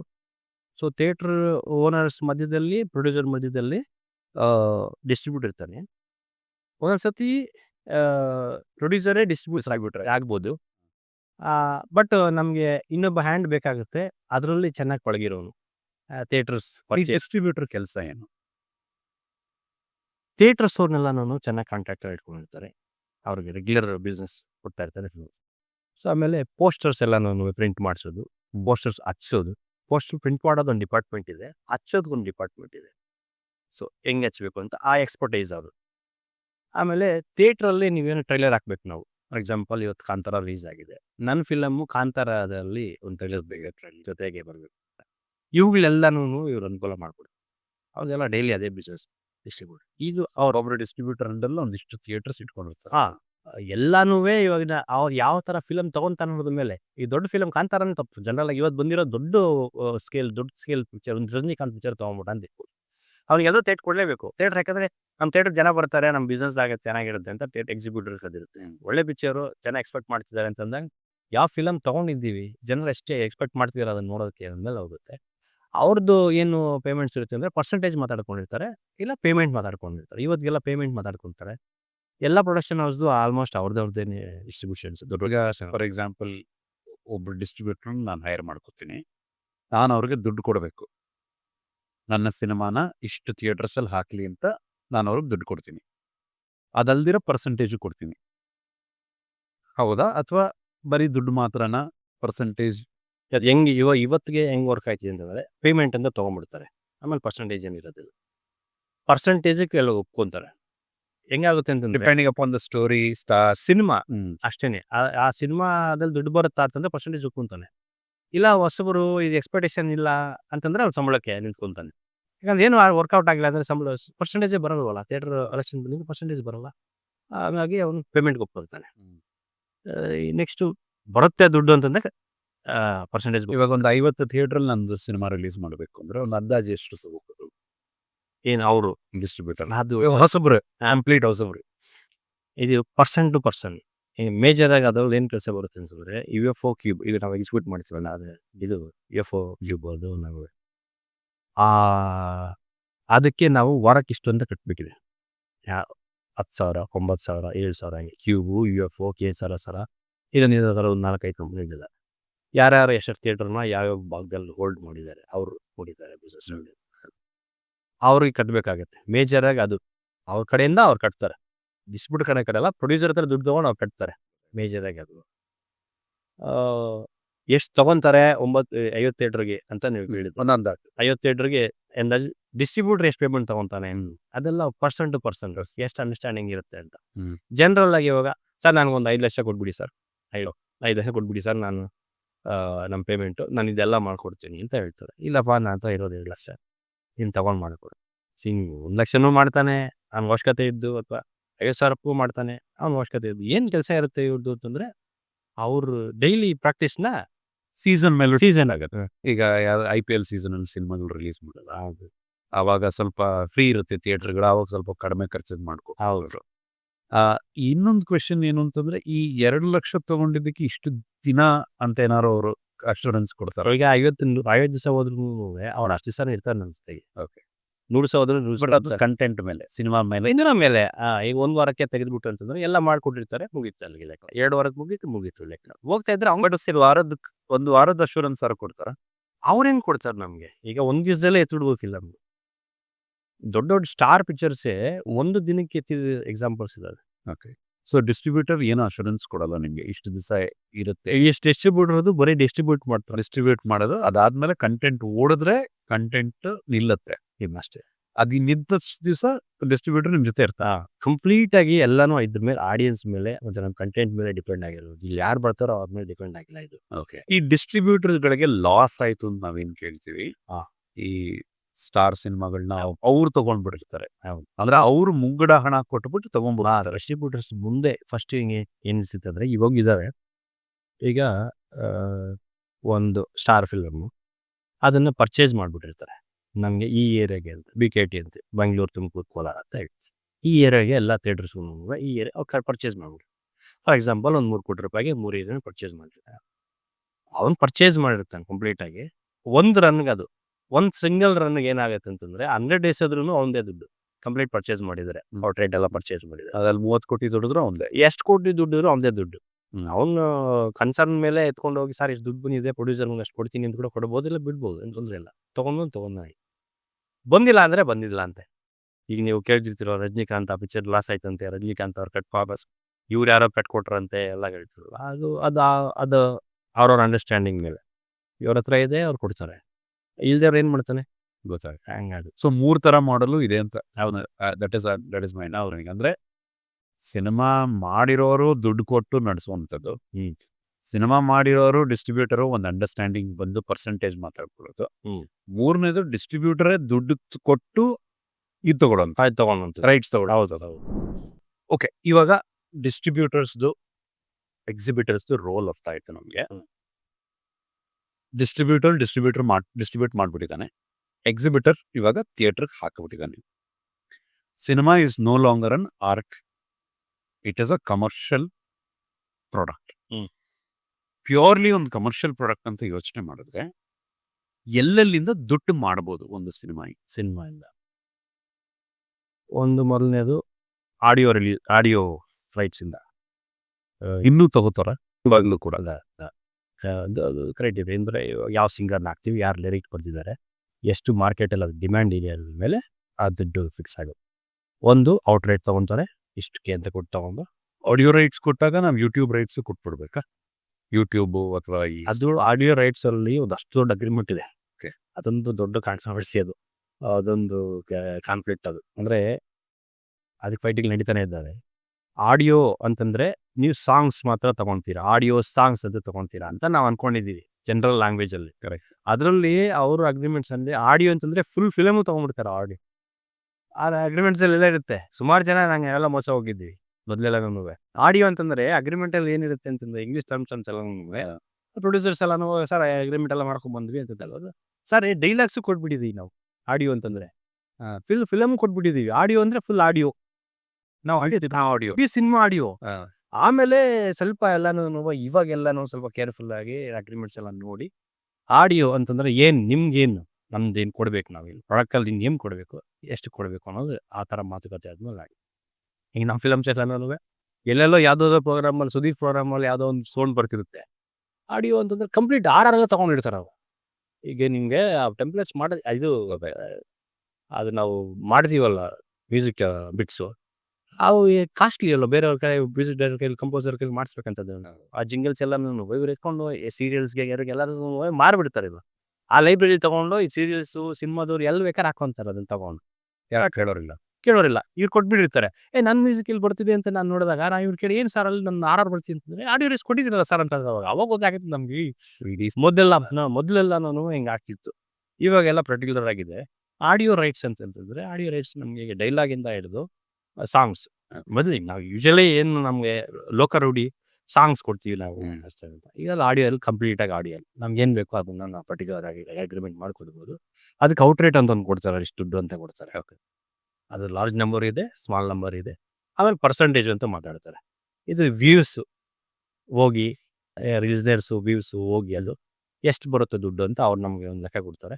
1 ವರ್ಷಕ್ಕೆ, 2 ವರ್ಷಕ್ಕೆ, 3 ವರ್ಷಕ್ಕೆ ಅಂತ ಅಗ್ರಿಮೆಂಟ್ ಆಗುತ್ತೆ. ಅಲ್ಲಿರೋ ಟೆನ್ಯೂರಿಟಿ ಅದರಲ್ಲಿ ನಮಗೆ ಇಷ್ಟು ಬಂದಿದಪ್ಪ ನಿಮ್ಮ ದುಡ್ಡು ತೊಗೊಂಡೋಗಿ, ನಮ್ದು ಇಷ್ಟು 50 ನಿಮ್ಮದು 50, ಇದು ಎಷ್ಟು ಪರ್ಸೆಂಟೇಜ್ ಮಾತಾಡ್ಕೊಂಡಿರ್ತೀವಿ ಅಷ್ಟು. ಓಕೆ, ನಾನು ಔಟ್ ರೇಟು ಮಾರಿದ್ದೀನಿ, ಪರ್ಸೆಂಟೇಜು ಮಾಡಿದ್ದೀವಿ. ಎಲ್ಲ ಲಹರಿ, ಆನಂದ್, ಯುರೋಪ್, ಜೈಂಕಾರು, ಈಗ ಒಂದು ಆಡಿಯೋ ಒಂದು, ಆಮೇಲೆ ಥಿಯೇಟ್ರಿಕಲ್. ಡಿಸ್ಟ್ರಿಬ್ಯೂಟ್ರ್ ಇಲ್ಲಿ ಬರ್ತಾನೆ. ಡಿಸ್ಟ್ರಿಬ್ಯೂಟ್ರ್ ಪರ್ಚೇಸ್ ಮಾಡಿಲ್ಲ ಅಂತಂದರೆ ಥಿಯೇಟ್ರಿಕಲ್ಗೆ ಹೋಗ್ತೀವಿ ನಾವು ಸೀದಾ. ಡಿಸ್ಟ್ರಿಬ್ಯೂಟ್ರ್ ಪರ್ಚೇಸ್ ಮಾಡ್ತಾರೆ. ಇವಾಗ ಇಲ್ಲ, ಈಗ ಪರ್ಚೇಸ್ ಮಾಡಲ್ಲ ಸುಮಾರಷ್ಟು ಆಗಿದೆ. ಸೊ ಥಿಯೇಟ್ರಿಕಲ್ ಕಲೆಕ್ಷನ್ಸಲ್ಲಿ ದುಡ್ಡು. ಥಿಯೇಟ್ರ್ ಓನರ್ಸ್ದು ಏನಿರುತ್ತೆ, ಎಷ್ಟು ಪರ್ಸೆಂಟೇಜ್? ರೆಂಟು. ಈಗ ರೆಂಟ್ ಎರಡು ಥರನೂ ಇದೆ ಅದರಲ್ಲೂ. ಒಂದು ವಾರಕ್ಕೆ ಇಷ್ಟು ರೆಂಟು. ಫಾರ್ ಎಕ್ಸಾಂಪಲ್ ಒಂದು ಥಿಯೇಟ್ರು, ಒಂದು ಒಳ್ಳೆ ಥಿಯೇಟ್ರು, ಸಿಂಗಲ್ ಥಿಯೇಟರ್ ಮಾತಾಡ್ತಿರ್ತೀವಿ. ಸಿಂಗಲ್ ಥಿಯೇಟರ್ದೇ ರೆಂಟ್ ಇರೋದು. ಇವಾಗ ಇದಕ್ಕೆಲ್ಲ ಮಂಡಿ ಪ್ರೈಸ್ಗೆಲ್ಲ ರೆಡಿ ಇಲ್ಲ, ಅದು ಪರ್ಸೆಂಟೇಜ್ ಅಷ್ಟೇ. ಒಂದು 4 ಲಕ್ಷ, 5 ಲಕ್ಷ, 6 ಲಕ್ಷ ಥಿಯೇಟ್ರ್ ಮೇಲೆ. ಈಗ 500 ಸೀಟ್ ಇದೆ, 600 ಸೀಟ್ ಇದೆ, 1000 ಸೀಟ್ ಇದೆ. ಆ ಸೀಟಿಂಗ್ ಕೆಪಾಸಿಟಿ ಮೇಲೆ ಅವ್ನು ರೆಂಟ್ ಹಿಡಿತಾನೆ. ಯಾವ ಪ್ಲೇಸಲ್ಲಿದೆ, ಮೈನ್ ಪ್ರೈಮ್ ಲೊಕೇಶನ್ ಇದೆಯಾ, ಜನ ಅಲ್ಲಿ ಜಾಸ್ತಿ ಬರ್ತಾರಾ. ಈಗ ನಮಗೆ ಫಾರ್ ಎಕ್ಸಾಂಪಲ್ ಈಗ ತಾಲೂಕು ಸೆಂಟ್ರು, ಡಿಸ್ಟ್ರಿಕ್ಟ್ ಸೆಂಟರ್ಸಲ್ಲಿ ಒಂದೊಂದು ಥಿಯೇಟ್ರಿಗೆ ಒಂದೊಂದು ರೆಪ್ಯುಟೇಷನ್ ಇರುತ್ತೆ. ಇಲ್ಲಿ ಚೆನ್ನಾಗಿ ಫುಲ್ ಆಗುತ್ತಾರೆ, ಜನ ಫಿಲಮ್ ಬರ್ತಾರೆ. ಅಲ್ಲಿ ಅವ್ನ ರೇಟ್ ಏನು ಹೇಳ್ತಾನೆ ಅದನ್ನು ನಾವು ನೆಗೋಷಿಯೇಟ್ ಮಾಡಿ ಕೊಡ್ಬೋದು. ಅಂದರೆ ಈ ರೇಟು ಡಿಸ್ಟ್ರಿಬ್ಯೂಟರ್ ರೇಟ್ಗೂ ಸಂಬಂಧನೇ ಇಲ್ಲ. ಡಿಸ್ಟ್ರಿಬ್ಯೂಟರ್ ಸಪ್ರೇಟಾಗಿ ಬರ್ತಾನೆ, ಡಿಸ್ಟ್ರಿಬ್ಯೂಟರಿಂದ ಮಾತಾಡ್ಕೊಡ್ತಾನೆ ನಮಗೆ. ಗೊತ್ತಾಯ್ತು. ಡಿಸ್ಟ್ರಿಬ್ಯೂಟರ್ ಥಿಯೇಟರ್ ರೆಂಟ್ಸ್ ಎಲ್ಲ ಹೇಳ್ತಾನೆ, ಅವ್ನು ರೆಗ್ಯುಲರ್ ಆಗಿರ್ತಾರ, ಇಷ್ಟು ಕೊಟ್ಬಿಡಪ್ಪ ಅಂತ ಅವ್ರು ಹೇಳ್ತಾರೆ, ಇಷ್ಟು ಅಂತ ನಮ್ಗೆ ಹೇಳ್ತಾರೆ. ನಾವು ಕೊಟ್ಟಮೇಲೆ ಅಗ್ರಿಮೆಂಟ್ ಆಗಿರುತ್ತೆ, ಥಿಯೇಟರ್ ತೊಗೊಂಡು. ಸೊ ಅಲ್ಲಿ ಈಗ ಇಷ್ಟು ಒಂದ್ಸಲಿ ರೆಂಟ್ ಕೊಟ್ಟಾದ್ಮೇಲೆ ಅಲ್ಲಿ ಏನು ಬರುತ್ತೋ ನಮ್ದು. ಹೌದು. ಅದು ಅವರು ಈಗ ಅದು ಸಿಕ್ಕಾಪಟ್ಟೆ ಆರ್ ಪಿ ಅಂತ ಹೇಳ್ತಾರೆ, ಥಿಯೇಟರ್ ರೆಪ್ರೆಸೆಂಟೇಟಿವ್ ನೋಡ್ಕೊಳಕ್ಕೆ ಎಲ್ಲ ಬರ್ಕೊಳಕ್ಕೆ. ಅವ್ನು ಡೈಲಿ ಒಂದು ₹500 ₹1000 ಅಂತ ಇರುತ್ತೆ. ಏನೇನು ಖರ್ಚು ಹೋಗಿ ನಮ್ದು ಏನು ಬರಬೇಕು ಅದು ಬಂದ್ಬಿಡುತ್ತೆ ಕಂಪ್ಲೀಟಾಗಿ, ನಮ್ಮದೇ ಕಲೆಕ್ಷನ್ಸು. ಒಂದು ಶೋ ಆಯಿತು ಅಂತಂದಮೇಲೆ ಒಳಗಡೆ ಹೋಗಿದ್ದಾರೆ ಜನ ಅಂತಂದರೆ, ಫಾರ್ ಎಕ್ಸಾಂಪಲ್ 10:30 ಶೋ ಒಳಗಡೆ ಹೋಗಿದ್ದಾರೆ ಅಂತಂದರೆ 12 ನಮಗೆ ವಿತಿನ್ ನೆಕ್ಸ್ಟ್ ಶೋ ಒಳಗಡೆಗೆ ನಮಗೆ ರಿಪೋರ್ಟ್ ಬಂದ್ಬಿಡುತ್ತೆ, ನಿಮಗೆ ಮೊಬೈಲ್ಗೆ ಬಂದ್ಬಿಡುತ್ತೆ. ಅವ್ರು ಲೆಕ್ಕ ಬರೆದಿರ್ತಾರ, ಬುಕ್ಕಲ್ಲಿ ಟೈಪ್ ಮಾಡಿ ಕಳಿಸ್ತಾರ, ಇಷ್ಟು ಟಿಕೆಟ್ಸ್ ಬಾಲ್ಕನಿ ಸೆಕೆಂಡ್ ಕ್ಲಾಸ್, ಇಷ್ಟು ಟಿಕೆಟ್ಸು ಸೆಲ್ ಮಾಡಿದ್ದೀವಿ, ಇಷ್ಟು ಟಿಕೆಟ್ಗೆ ಇಷ್ಟು ಟಿಕೆಟ್ ಸೇಲ್ ಆಗಿದೆ, ಸೋಲ್ಡ್ ಔಟ್ ಆಗಿದೆ. ಜೆನ್ಯೂನ್ ಆಗಿರ್ತಾರ, ಜೆನ್ಯೂನ್ ಆಗಿರ್ತಾರೆ. ಈ ಎರಡೂ ಇದೆ ಇದರಲ್ಲಿ, ಎರಡೂ ಇದೆ ಇದರಲ್ಲಿ. ಅದೇ ದೊಡ್ಡ, ಯಾಕಂದರೆ ಸಿನಿಮಾ ಈ ಐಸ್ಕಂಡಿದ್ದು ಒಂದು ಎಕ್ಸಾಂಪಲ್ ಇದೆಯಲ್ಲ ಅನ್ನಮಯದಲ್ಲಿ, ಹಿಂಗೆ ಕೊಟ್ಟರೆ ಎಲ್ಲ ಕರ್ಕೊಂಬಂದು ಹಿಂಗೆ ಸಿಗುತ್ತೆ ಅಂತ. ಸಿನಿಮಾ ಎಲ್ಲರೂ ತಿಂದು ಸಿಗೋದೇ ಪ್ರೊಡ್ಯೂಸರ್ಗೆ, ಅದಕ್ಕೆ ಆತಂಕ. ದೊಡ್ಡ ಲಾಟ್ರಿ, ರೈತರಿಗಿಂತ ದೊಡ್ಡ ಲಾಟ್ರಿ. ರೈತ ಭೂಮಿ ನಂಬ್ಕೊಂಡು ನೇಚರ್ ನಂಬ್ಕೊಂಡು ಆಗ್ತಾನೆ, ಅದಕ್ಕಿಂತ ದೊಡ್ಡ ಲಾಟ್ರಿ ಇದು. ಅದಾದ್ರೂ ಏನೋ ಮಳೆ ಬಂದರೆ ಏನೋ ಕೊಡುತ್ತೆ ಭೂಮಿ ತಾಯಿ ಅಂತ ಹೇಳ್ಬೋದು, ಇದಕ್ಕಿಂತ ದೊಡ್ಡ ಲಾಟ್ರಿ ಇದು. ಎಲ್ಲರೂ ತಿಂದು ತೇಗಿ ನಮಗೆ ಬರೋದೇ ಪ್ರೊಡ್ಯೂಸರ್ಗೆ. ಅದು ಎಲ್ಲರೂ ಅದನ್ನೆಲ್ಲ ಮೀರ್ಬೇಕು, ಆರ್ಟು ಅದೆಲ್ಲ ಮೀರಬೇಕು. ಅದಕ್ಕೇನೆ ನೀವು ಬೆರಳೆಣಿಕೆ ಸಿನಿಮಾಗೆ ಇಟ್ಟಾಗೋದು ನಿಮಗೆ. ಎಲ್ಲ ಸಿನಿಮಾ 100 ಸಿನಿಮಾ ಇಟ್ಟಾಗಲ್ವಲ್ಲ, 250, 230, 220 ಸಿನಿಮಾಗಳು ರಿಲೀಸ್ ಆಗ್ತವೆ ವರ್ಷಕ್ಕೆ, ಇಟ್ಟಾಗಲ್ಲ. ಬಟ್ ಇವಾಗ ಈಗ ಕಡಿಮೆ ಆಗಿದೆ, 130ಕ್ಕೆ ಬಂದ್ಬಿಟ್ಟಿದೆ. ಈಗ ಪ್ರೊಡಕ್ಷನೇ ಕಡಿಮೆ ಆಗಿದೆ ಇವಾಗ. ಒಂದು ಯೂಟ್ಯೂಬ್ ಕಂಟೆಂಟ್ಸ್ ಇದ್ದಾರೆ, ಇಲ್ಲ ಲಾರ್ಜ್ ಸ್ಕೇಲಲ್ಲಿ ಪಿಕ್ಚರ್ ಮಾಡಿ 100 ಕೋಟಿ ಪಿಕ್ಚರ್ ಮಾಡೋರು ಇದ್ದಾರೆ, ಮಧ್ಯರೆಲ್ಲ ಸತ್ತಿದ್ದಾರೆ, ಮಲಗಿದ್ದಾರೆ ಇವಾಗ.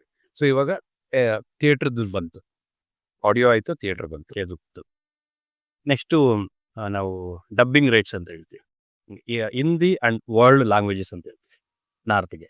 ಈ ಕಡೆ ಸೌತ್ ಲ್ಯಾಂಗ್ವೇಜಸ್ ತೆಲುಗು, ತಮಿಳು, ಮಲಯಾಳಂ, ಇವುಗಳಿಗೆಲ್ಲ ನಾನು ಸೇಲ್ ಮಾಡ್ಬೋದು ನಾವು. ಅದೆಲ್ಲ ಕ್ರೈಟೀರಿಯಾ ಇದೆ, ಆ್ಯಕ್ಷನ್ಸ್ ಎಷ್ಟಿದ್ದಾವೆ, ಫೈಟ್ ಕ್ರೈಟೀರಿಯಾ, ಫಿಲಮ್ ಏನು, ಇದಕ್ಕೆ ಮುಂಚೆ ಏನಾದರೂ ಸಿಕ್ವೆಲ್ಲ ಪಿಕ್ವೆಲ್ಲ ಅದೆಲ್ಲನೂ ವರ್ಕ್ ಆಗುತ್ತೆ.